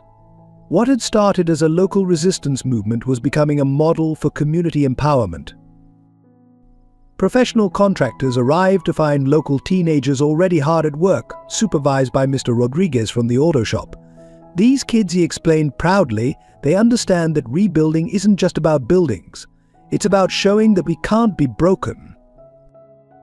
Hannah's nursing colleagues organized a health clinic in the community center, offering free checkups and care to those affected by stress and smoke inhalation. The line of volunteers wanting to help stretched around the block. Lila's school held a special assembly celebrating her bravery. Her classmates presented a project they'd worked on during her absence, a massive mural depicting the neighborhood's landmarks and the people who made it special. At the center, they'd painted the Sanchez Bakery, surrounded by holding hands. But the restoration efforts attracted attention from unexpected quarters. Other business leaders, inspired by Elliot's example, reached out to offer support. Corporate social responsibility wasn't just a buzzword anymore, it was becoming a movement. As evening fell, the community gathered in the park for a candlelight vigil. Not to mourn what was lost, but to celebrate what remained unbreakable: their bonds, their spirit, their determination to build something better from the ashes of adversity. Elliot stood with Hannah and Lila, watching the sea of flickering lights. Around them, voices raised in psalm, old hymns of hope and resistance, new anthems of unity and strength. The simple beauty of the moment brought tears to his eyes. Maria Sanchez took the makeshift stage, her voice trembling but clear. "Today we lost a building," she said, "but we found something more precious. We found that we are not just neighbors, we are family, and family rebuilds together." The announcement of the bakery's rebuilding fund drew gasps of surprise. Anonymous donations had poured in from across the city, matched dollar for dollar by Grayson Enterprises. But more touching were the small contributions: children's allowances, seniors' pension dollars, countless small acts of generosity adding up to something extraordinary. As the gathering continued, plans emerged for not just rebuilding but improving. The new bakery would include a community kitchen for teaching classes. The damaged buildings would be restored with green technology. The neighborhood would emerge stronger, more resilient, more united than ever. Lila fell asleep in Elliot's arms, exhausted but peaceful. Hannah leaned against him, their fingers intertwined. Around them, the community they'd helped forge continued its work of restoration and renewal. The stars emerged above Brooklyn, witnessing a neighborhood transformed not by crisis, but by the response to it. In the face of destruction, they had chosen to create. Against division, they had proven the power of unity. Beyond mere survival, they had discovered the strength to thrive. As the last candles flickered in the darkness, Elliot understood finally what his father had tried to teach him. True power wasn't in wealth or corporate influence, it was in the ability to bring people together, to build something larger than oneself, to create bonds that no force could break. The night air filled with promises of tomorrow, of rebuilding, of renewal, of a community rising stronger from adversity. And in that moment, surrounded by the family he'd found and the neighborhood he'd come to love, Elliot Grayson felt richer than he'd ever been in his life of wealth and isolation. The morning headline hit like a physical blow: Grayson Enterprises CEO under investigation, fraud and embezzlement allegations emerge. Robert's carefully orchestrated media campaign had struck with devastating precision, flooding news outlets with doctored evidence and carefully crafted lies. Elliot stood in his office, watching his empire crumble in real time. The stock price plummeted as investors panicked. Board members who had supported him hours ago now wouldn't take his calls. Security guards who had greeted him warmly every morning for years now avoided eye contact, treating him like a criminal. The accusations were comprehensive and devastating. Years of financial records had been manipulated to suggest systematic fraud. His recent involvement with the Brooklyn community was painted as a complex money laundering scheme. Even his relationship with Hannah and Lila was twisted into something sinister, a calculated move to gain sympathy and deflect suspicion. Mark Davis appeared in his doorway, face ashen. "They're freezing all your accounts," he reported quietly, personal and corporate. "The board has called an emergency meeting." There he hesitated. "They're voting on immediate removal." The speed of the fall was breathtaking. By noon, Elliot found himself escorted from the building he'd practically lived in for the past decade. Reporters swarmed the entrance, shouting questions. "Mr. Grayson, did you really embezzle millions from employee pension funds? Is it true you're using a low-income neighborhood for tax fraud? What about allegations of bribing city officials?" His phone buzzed constantly with messages from people rushing to distance themselves. Business partners cancelled meetings. Charity organizations removed his name from donor lists. Even his country club membership was suspended pending investigation. Rebecca fought desperately in the legal arena, but Robert's groundwork had been too thorough. Every attempt to prove the truth was met with another layer of fabricated evidence. The regulatory authorities, presented with seemingly irrefutable proof of wrongdoing, had no choice but to act. The personal hits were the hardest. Hannah's hospital received anonymous calls questioning the ethics of her treatment funding. Lila's school faced sudden scrutiny over donations linked to Grayson Enterprises. The Small Business Coalition members found themselves under investigation for alleged participation in a money laundering scheme. In the neighborhood, doubt began to creep in. Years of corporate betrayals had left deep scars, and some began to wonder if they'd been fooled again. Whispers spread, had Elliot simply been playing a long game? Was their trust misplaced? The Sanchez Bakery, still rebuilding from the fire, received notice that their insurance claim was under review due to possible fraud. Mr. Chen's grocery store faced sudden health inspections. The community center's funding was frozen pending investigation. By evening, Elliot sat alone in his penthouse, watching the city lights blur through unshed tears. The same view that had once represented his success now felt like a mockery. His phone displayed missed calls from Hannah. He couldn't bring himself to answer, to hear doubt in her voice, or worse, unwavering faith he felt he no longer deserved. The television droned in the background, financial experts dissecting his fall with clinical detachment. His father's portrait seemed to watch him with disappointment. Though he knew the truth, he was finally becoming the man his father had wanted him to be, only to be destroyed by the very forces of greed and corruption he'd turned against. The final blow came in an email from the hospital's board of directors. Hannah's experimental treatment funding was suspended. Without it, her condition would deteriorate rapidly. The message was clear. Robert wasn't just attacking Elliot's business empire, he was systematically destroying everything and everyone Elliot cared about. As night fell over Manhattan, Elliot Grayson, who had once commanded one of the largest corporations in America, stood at his window, stripped of power, wealth, and influence. But in the reflection of the glass, he saw something his old self would never have recognized: a man who had finally found something worth fighting for, even if it cost him everything else.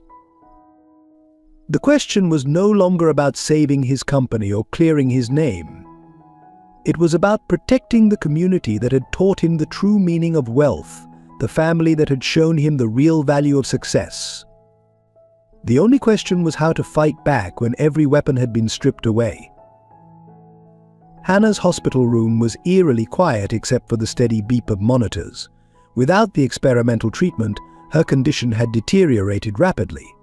The lupus was attacking her organs, and traditional medications weren't enough to stop it. Lila sat beside her bed, drawing pictures that grew progressively darker in theme, no longer the bright, hopeful scenes of community and family, but shadowy illustrations of her fears. The community's suffering weighed heavily on Elliot as he watched through the hospital room window. The Sanchez Bakery remained closed, its insurance claim denied. Maria and Carlos had been forced to lay off their employees, many of whom had families depending on their income. The Small Business Coalition members faced mounting legal fees, defending themselves against fraudulent investigations. Mrs. Harris had to close the library's after-school program due to frozen funds. Coach Peterson's youth basketball team couldn't afford to attend their championship game. Mr. Chen's grocery store struggled under the weight of repeated random health inspections. Each blow to the community felt like a personal failure. Lila's school life had become a nightmare. Other parents, fearful of the allegations surrounding Elliot, had instructed their children to avoid her. She sat alone at lunch, no longer the bright, confident child who had once saved a stranger on a bridge. Her teachers reported she had stopped participating in class, withdrawing into herself. Rebecca worked tirelessly on the legal defense, but the strain showed in her face. She'd been served with a Bar Association complaint, threatening her license over alleged ethical violations. Her own marriage was suffering under the pressure, her husband struggling to understand her unwavering loyalty to a brother she'd once been estranged from. Mark Davis, who had stood by Elliot through everything, faced criminal charges for alleged complicity in the fraud. His wife had taken their children to stay with relatives, afraid of being associated with the scandal. Yet he continued to work from his apartment, gathering evidence, refusing to abandon hope. The worst moment came when Hannah, in a brief period of lucidity, tried to reassure Elliot. "We still believe in you," she whispered, her voice weak but determined. No matter what they say, the fact that she was comforting him while fighting for her life broke something inside him. Lila crawled into his lap during one hospital visit, her small body trembling with suppressed tears. "The kids at school say you're a bad man," she confided. "But I told them you're like my daddy, you help people. I told them, but they won't listen." Her faith, unwavering despite everything, was both a blessing and a torture. The neighborhood that had once welcomed him now bore visible scars of his involvement. Graffiti appeared on walls Grayson Greed, and Trust No Suits windows that had once displayed small business coalition signs now stood empty. The sense of community he'd helped rebuild was fracturing under the weight of suspicion and fear.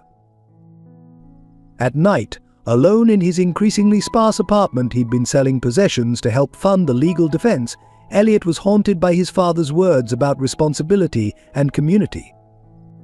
He had finally understood those lessons, only to watch helplessly as everything he tried to protect was systematically destroyed. Susan Miller, who had risked everything to help expose Robert's corruption, had been fired and blacklisted in the financial industry. Her daughter's college acceptance was rescinded after anonymous calls questioned the legitimacy of her application. The personal cost of loyalty was proving devastatingly high for everyone who stood by him. The community center, once vibrant with activity, stood quiet and half-empty. The children's laughter that had filled its halls was replaced by whispered conversations about betrayal and loss. The spirit that had defied corporate bullying seemed to be finally breaking under the weight of calculated character assassination. Every day brought new casualties in Robert's campaign of destruction, and every night Elliot watched Hannah's condition worsen, knowing that his failure to protect his newfound family and community might cost him everything that had given his life real meaning.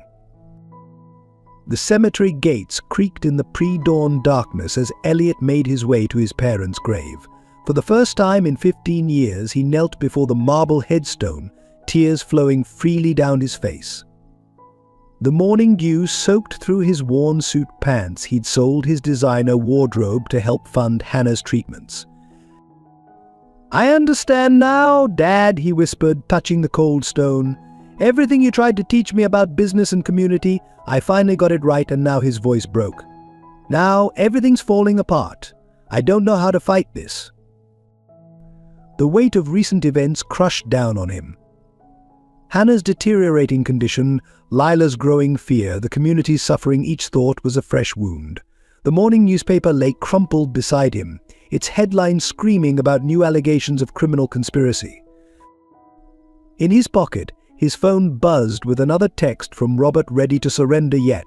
"Every day you resist costs someone else their livelihood." The message was accompanied by a photo of Maria Sanchez packing up her baking equipment, defeat evident in her stooped shoulders. The sound of footsteps made him straighten, hastily wiping his eyes. But it was only the cemetery groundskeeper, old Mr. Patterson, who had known his father. "Your dad used to come here every morning," the old man said quietly. "Not to visit graves, but to walk among the living." Said it reminded him what business was really about: serving people, not profits.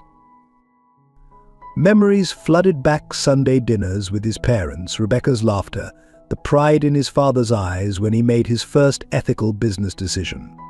All of it lost to years of pursuing wealth over connection, power over purpose. Standing slowly, Elliot traced his mother's name on the headstone. She had maintained a small garden in their first office building, insisting that even in business, things needed to grow with care and patience. The garden had been one of the first things he'd removed during his modernization campaign. His phone rang Rebecca with news from the hospital. Hannah's latest tests showed further decline.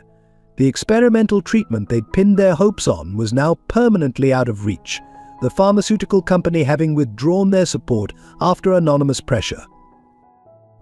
The sky began to lighten, but Elliot felt darker than ever. He'd fought his way back from being the cold, isolated CEO, only to find that his redemption might cost everyone he'd grown to love. The price of his awakening was being paid by an entire community. A small voice behind him made him turn. "I thought I'd find you here." Lila stood in the cemetery dawn, looking impossibly young and vulnerable. She walked to him and took his hand, her small fingers intertwining with his. "Mummy always says that when you're scared, you should find your family. You're our family now, Mr. Elliot. You don't have to be alone anymore." The simple wisdom of her words broke through his despair. Yes, he was facing his darkest moment. Yes, the forces aligned against him seemed insurmountable. But he was no longer the solitary figure who had collapsed on Brooklyn Bridge.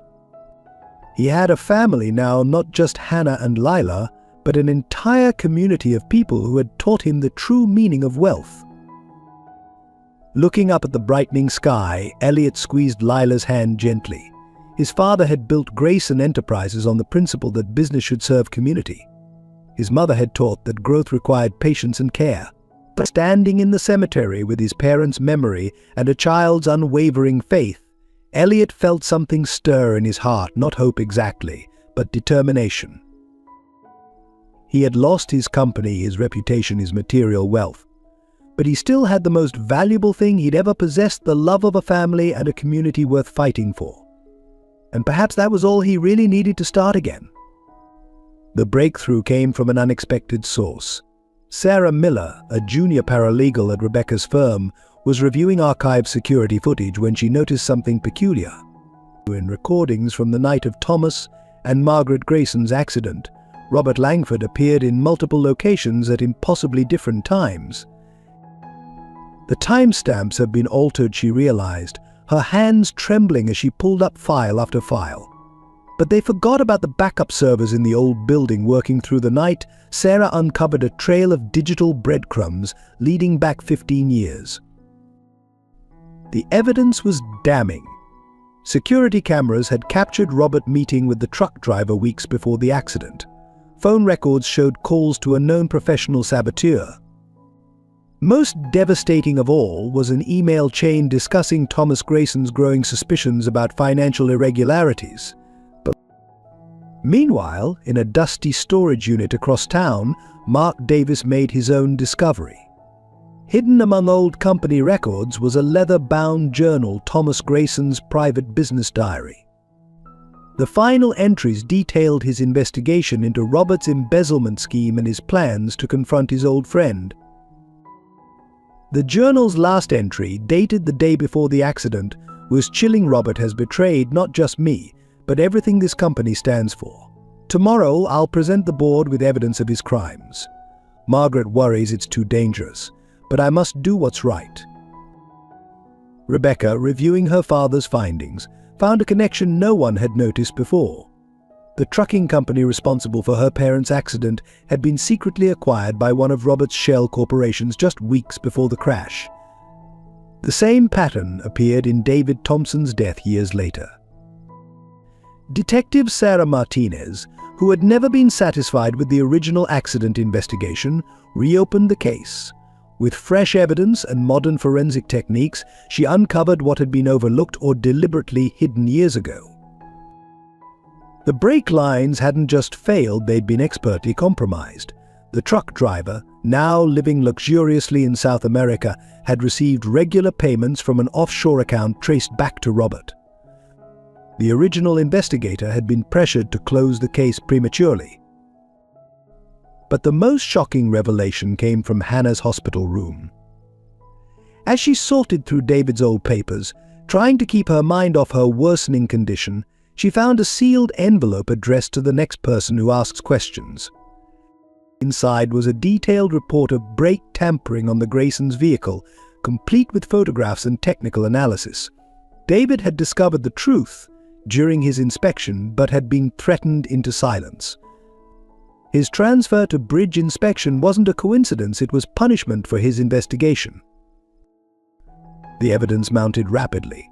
Former employees came forward with stories of intimidation. Security guards remembered unusual late-night meetings. Its specialists recalled being ordered to delete specific records. But Susan Miller, working from her daughter's college dorm room since losing her job, pieced together the financial side of Robert's schemes. Years of systematic fraud, hidden behind a maze of shell companies and falsified reports, all designed to enrich himself while undermining Thomas Grayson's ethical business practices. The final piece fell into place when Rebecca discovered a hidden safe in Robert's office, missed in the initial investigation. Inside was a USB drive containing his personal records, a trophy collection of his crimes, kept as insurance against potential betrayals. He documented everything Rebecca whispered, scrolling through the files. Every murder, every fraud, every act of corruption. He was proud of it. The drive even contained plans for his recent campaign against Elliot, showing how thoroughly he had orchestrated the community's suffering. For Elliot, reading his father's journal brought both pain and clarity. Thomas had seen the danger Robert posed not just to the company, but to the very idea that business could be both profitable and ethical. His last acts had been to protect that vision. As the evidence was compiled and verified, a clear picture emerged. Robert Langford hadn't just killed Thomas and Margaret Grayson to hide his crimes. He had spent decades systematically destroying everything they had built, corrupting their legacy while pretending to protect it. The truth, so long buried under layers of deception and fear, was finally coming to light. The question now was how to use it, not just to clear Elliot's name, but to restore his father's vision and heal the community that had suffered in the crossfire of Robert's ambition. The federal agents arrived at Robert Langford's mansion just before dawn. They found him attempting to destroy documents, his carefully maintained composure finally shattered.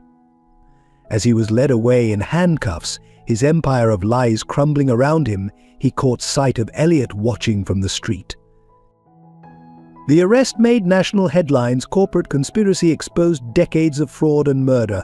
Uncovered news channels ran constant coverage of Robert being escorted into the federal courthouse, his designer suit replaced by prison orange. The same media outlets that had condemned Elliot now scrambled to tell the true story. Detective Martinez held a press conference detailing the evidence of Robert's involvement in the Graysons' death. This was no accident, she stated firmly. This was a calculated murder designed to silence those who stood for ethical business practices.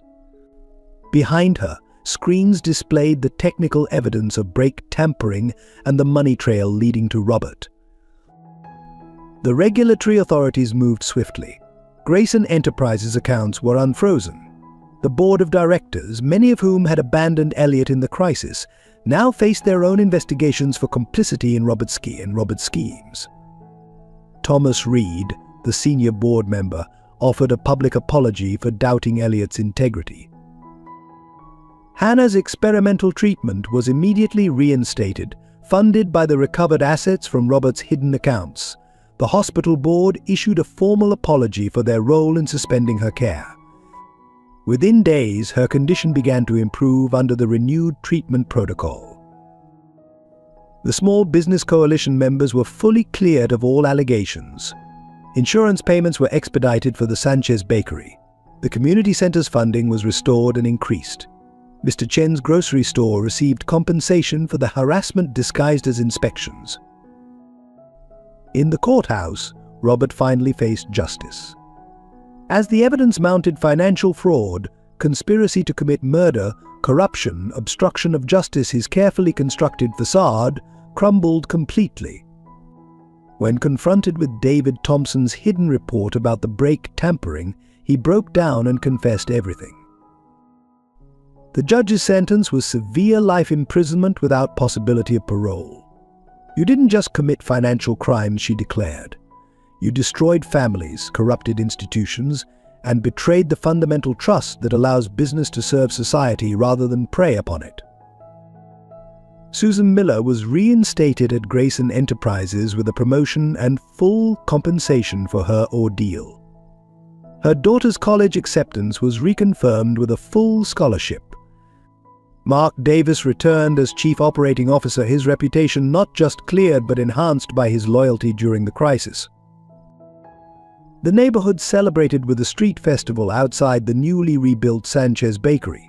Children played freely again, parents relaxed their vigilance, and the sense of community that Robert had tried to destroy emerged stronger than ever. Lila's classmates, understanding finally that they had been wrong about Elliot, created a special card apologizing for their treatment of her. But perhaps the most powerful moment came when Rebecca discovered one final piece of evidence, a video recording their father had made the night before his death. In it, Thomas Grayson spoke directly to his children about his hopes for the company's future. "Business isn't just about profits," he said, his image slightly grainy but his conviction clear. "It's about building something that makes the world better. That's what I hope you'll understand someday."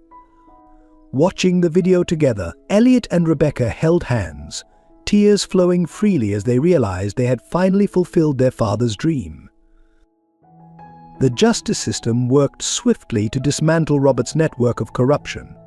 His accomplices were arrested, his hidden assets seized, his decades of manipulation exposed to public scrutiny. But the true victory wasn't just in punishment, it was in restoration. As Robert began his life sentence, Elliot stood in his father's old office, now restored to its original warmth. The garden his mother had loved was being replanted. The company was returning to its founding principles. And most importantly, the community that had taught him the true meaning of wealth was healing, growing stronger through adversity. Justice had been served, not just in the courts, but in the restoration of faith, community, and the belief that business could be a force for good in the world. The morning sun streamed through the windows of Hannah's hospital room as her doctors delivered the news the experimental treatment was working. Her condition had stabilized, then begun to improve. Lila, curled up in Elliot's lap, drew pictures of sunshine and flowers, her artistic optimism restored along with her mother's health. The transformation in their lives was profound. Hannah's strength returned gradually, color replacing the pallor in her cheeks. Lila's nightmares about bad men taking her away faded, replaced by dreams of family and future. The shadow that had hung over their small unit lifted, allowing something new to bloom. In the neighborhood, healing took physical form. The Sanchez Bakery reopened with an expanded kitchen and community space. Mr. Chen's grocery store thrived, now offering cooking classes for local youth. The library's after-school program resumed with enhanced funding, and Coach Peterson's basketball team not only made it to their championship, but won. Rebecca moved her legal practice to a small office above the bakery, focusing on community advocacy and corporate accountability. She and Elliot spent long hours together, making up for lost years, sharing memories of their parents, and planning ways to protect other communities from corporate predation. The Small Business Coalition became a model for other neighborhoods. Delegations from across the city visited to learn how local businesses could band together effectively. Maria Sanchez, now a respected community leader, often gave presentations about resilience and unity in the face of corporate pressure. Elliot's own transformation was perhaps the most remarkable. The man who had once measured success in profit margins now found joy in simple moments, helping Lila with homework, sharing morning coffee with Hannah, joining community meetings where everyone's voice counted equally. His father's office, restored to its original warmth, became a place of connection rather than isolation. The walls, once covered in financial charts, now displayed community artwork, including several of Lila's drawings. The conference room hosted local business meetings, youth mentoring sessions, and family gatherings. One evening, as he helped close the bakery, Carlos Sanchez offered the wisdom of experience. "You know what makes a man rich, Elliot? Not money in the bank, but love in the heart and purpose in the soul." Looking around at the community he'd come to cherish, Elliot understood completely. The pinnacle of personal redemption came unexpectedly. During a quiet dinner at Hannah's apartment, Lila presented him with a carefully wrapped package. Inside was a hand-decorated frame containing her family drawing, but this time she'd written Daddy under his figure. Hannah, watching with tears in her eyes, took his hand. "She's right, you know," she said softly. "You become so much more than we ever expected. You're not just the man who helped save our community, you're the man who became our family." The corporate world noticed the changes too. Business schools began studying the Grayson model of ethical community engagement. Other companies, seeing the success of balancing profit with social responsibility, started their own community investment programs. But for Elliot, the real measure of redemption wasn't in professional recognition. It was in the trust of a child who had once saved his life and now called him father. It was in the love of a woman who had shown him the meaning of strength and dignity.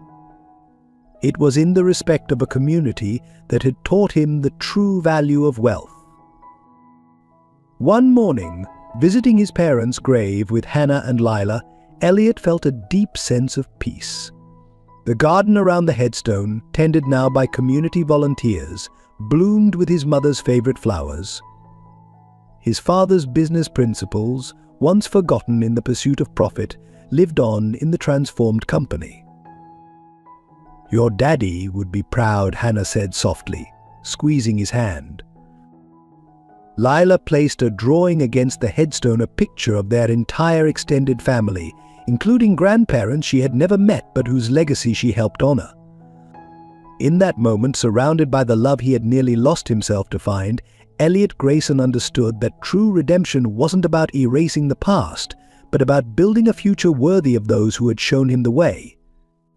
The autumn sun painted Brooklyn in shades of gold as hundreds gathered for the dedication of David Thompson Memorial Park.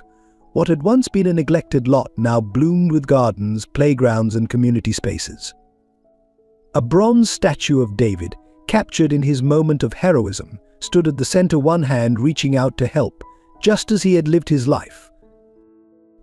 Colorful banners fluttered in the breeze, each designed by local children under Lila's artistic direction. The Sanchez bakery had provided an abundance of fresh pastries, their warm aroma mixing with the crisp fall air. Community members moved through the crowd, sharing stories of David and the neighborhood's transformation.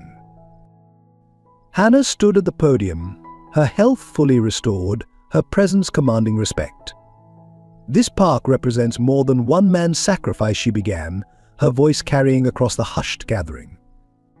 "It represents the power of community, the strength of unity, and the belief that one person's actions can change countless lives." Lila sat in the front row between Elliot and Rebecca, proudly wearing the dress she had chosen specially for the occasion. Around her neck hung a small pendant containing a photo of her father, a gift from Elliot that morning. Her eyes shone with pride as her mother spoke about David's legacy. Coach Peterson's youth basketball team, wearing new uniforms donated by Grayson Enterprises, demonstrated their skills on the freshly installed court. Mrs. Harris had organized a reading corner where children gathered to hear stories about local heroes. Mr. Chen's family had set up a refreshment station offering traditional recipes passed down through generations. The park's design incorporated elements from every part of the community. The playground equipment, suggested by local children, included adaptive features for differently abled kids.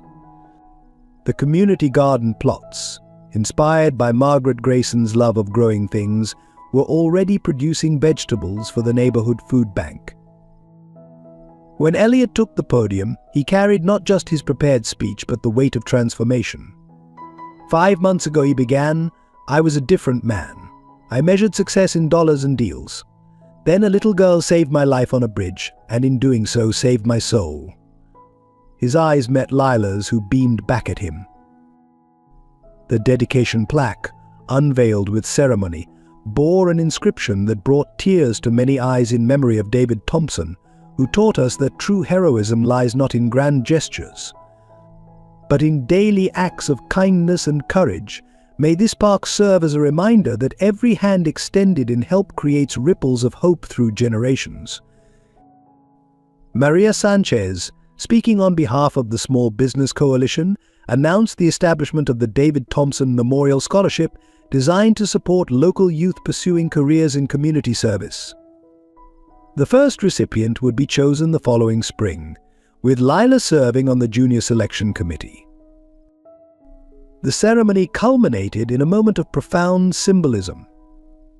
As the sun began to set, community members lit lanterns, one for each life David had touched, one for each person who had contributed to the park's creation, one for each story of hope and resilience that had brought them to this moment. Hannah and Elliot stood together, watching Lila release her lantern into the darkening sky. The light caught the tears on her cheeks, but her smile was radiant. "Daddy would love this," she whispered, slipping her hands into theirs. He always said parks were like hugs from the whole neighborhood. The evening air filled with music as local musicians began to play. Children darted between the lantern-lit paths, their laughter echoing off the new buildings. Elderly residents shared benches with young families, passing down neighborhood stories to the next generation. Rebecca, watching her brother with their newfound family, saw in him the man their father had always hoped he would become. The park wasn't just a memorial to David Thompson, it was a testament to the power of transformation, a symbol of what could happen when business served community rather than dominated it.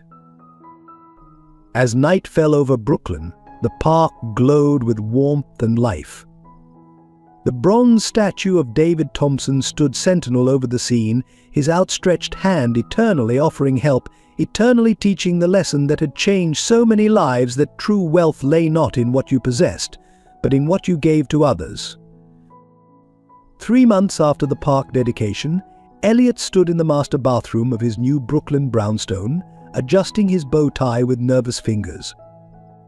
The house, just 2 blocks from Hannah's apartment and walking distance from the bakery, represented his complete integration into the community he'd grown to love. "Need help with that?" Hannah appeared in the doorway, resplendent in a simple white dress. Her eyes sparkled with health and happiness, all traces of her illness gone. Today wasn't just any Saturday, it was their wedding day, a small ceremony planned in David Thompson Memorial Park. Lila burst in, already wearing her flower girl dress, a crown of daisies perched on her dark curls. "Daddy, you're doing it wrong," she declared, making both adults laugh. The word daddy still filled Elliot's heart with joy every time she said it, a reminder of how far they'd all come. The ceremony location had been Lila's idea. "It's perfect," she had insisted. "Daddy David can watch from his statue, and everyone in the neighborhood can celebrate with us the wisdom of children," Elliot had learned, often surpassed adult logic. Rebecca, now living in the brownstone next door with her reconciled husband, had helped plan the intimate celebration. The Sanchez Bakery was providing the cake, Mr. Chen's family had arranged the flowers, and Coach Peterson's basketball team had volunteered as ushers. The transformation of Grayson Enterprises continued in parallel with these personal changes. The company had established a significant community development fund, supporting small businesses and local initiatives across the city. Profits remained strong, but they now measured success in lives improved rather than just dollars earned. Hannah's medical practice had evolved too. With support from Grayson Enterprises, she now ran a clinic providing care to underserved communities. Her experience with lupus had made her particularly attuned to patients struggling with chronic conditions and limited resources. Before heading to the park, the small family stood together in their new kitchen. Lila presented them with her latest masterpiece, a drawing of their family tree that included everyone: David Thompson watching from heaven, Thomas and Margaret Grayson smiling down, and their entire extended community as branches and leaves. "See," she explained, pointing to the golden lines connecting everyone. "We're all part of the same tree now. The roots are love, and the branches are hope, and the leaves are all the people we help." Her childish wisdom brought tears to both adults' eyes. The kitchen window offered a view of the park where, in a few hours, they would formalize what their hearts already knew: that love could heal the deepest wounds, that family wasn't limited by blood, and that true wealth lay in the connections we forge with others. On the counter sat Hannah's wedding gift to Elliot, David's old rescue worker badge, mounted alongside a photo of David and a young Lila. The inscription read to the man who learned to save others in his own way: "Welcome to our family." Elliot's gift to Hannah was equally meaningful, a key to a new community health center being built adjacent to the park, where her dream of accessible healthcare for all would become reality. The center would bear both David's name and his spirit of service. As they prepared to leave for the ceremony, Lila tugged at Elliot's sleeve. "You know what, Daddy," she said thoughtfully. "That day on the bridge, I think Daddy David helped me find you. He always knew who needed help the most." Hannah squeezed Elliot's hand, understanding the emotion that made speech impossible. Together, they had built something beautiful from loss and pain: a family bound by choice rather than obligation, a community strengthened by compassion rather than competition. The morning sun streamed through the windows, catching the simple gold band already on Hannah's finger. Her engagement ring had been David's, given with love from one protector of her heart to another. Today, they would add another ring, another layer to their story of healing and hope. 5 years later, the annual Community Unity Festival filled the streets around David Thompson Memorial Park. Children played on equipment worn smooth by love and use, while their parents shared stories on benches dedicated to neighborhood heroes. The Sanchez Bakery, now a local chain of community-focused cafes, served their famous pastries from a dozen stalls. Elliot stood on the small stage, Hannah by his side, watching Lila receive the first graduation certificate from the Thompson Grayson Youth Leadership Program. At 13, she had grown into a remarkable young woman, carrying both her father's spirits of service and compassion. Today, Elliot addressed the gathered crowd. "We celebrate not just our community's strength, but the power of transformation. 5 years ago, I was a man who measured wealth in dollars. Today, I measure it in smiles, in helping hands, in lives touched and hearts healed." The Small Business Coalition, now a model studied by cities worldwide, had grown to support hundreds of local enterprises. But its heart remained in this Brooklyn neighborhood, where business owners still gathered in the bakery's upstairs room to discuss ways of strengthening their community. Grayson Enterprises had evolved into something Thomas would have been proud to see. Its board now included community representatives, its profits supported social initiatives, and its business practices proved that ethics and success could coexist. Rebecca, as chief legal counsel, ensured the company never strayed from its renewed mission. Hannah's Community Health Center had become a beacon of hope, providing care regardless of ability to pay. The waiting room walls displayed children's artwork alongside photographs of David Thompson, reminding visitors that every act of service created ripples of positive change. "The truth is," Elliot continued, his voice carrying across the festival, "real wealth isn't found in penthouse views or corporate towers. It's found in the courage to change, the strength to trust, and the wisdom to recognize that we're all connected in this great web of community." The crowd included faces both familiar and new. Mr. Chen's daughter, now running the family store, stood beside her father. Coach Peterson's basketball team, state champions 3 years running, wore uniforms bearing both the Grayson logo and David Thompson's badge number. Maria Sanchez, her hair now streaked with grey, wiped tears as she remembered the day Elliot first walked into her bakery. Who would have thought, she whispered to Carlos, that one man's change of heart could transform so many lives? The festival culminated in the now traditional lantern release. But this year, Lila had added something new. Each lantern carried a message of hope written by a community member.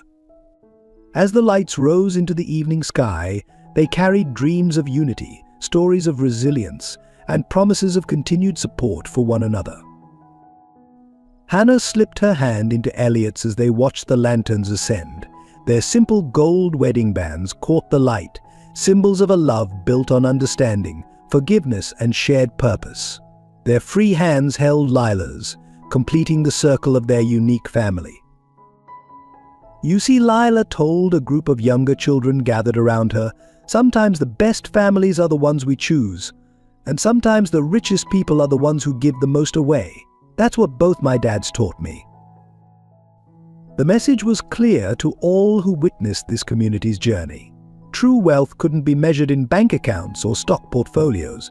It lived in the connections between people, in the strength of shared purpose, in the courage to reach out to others in need.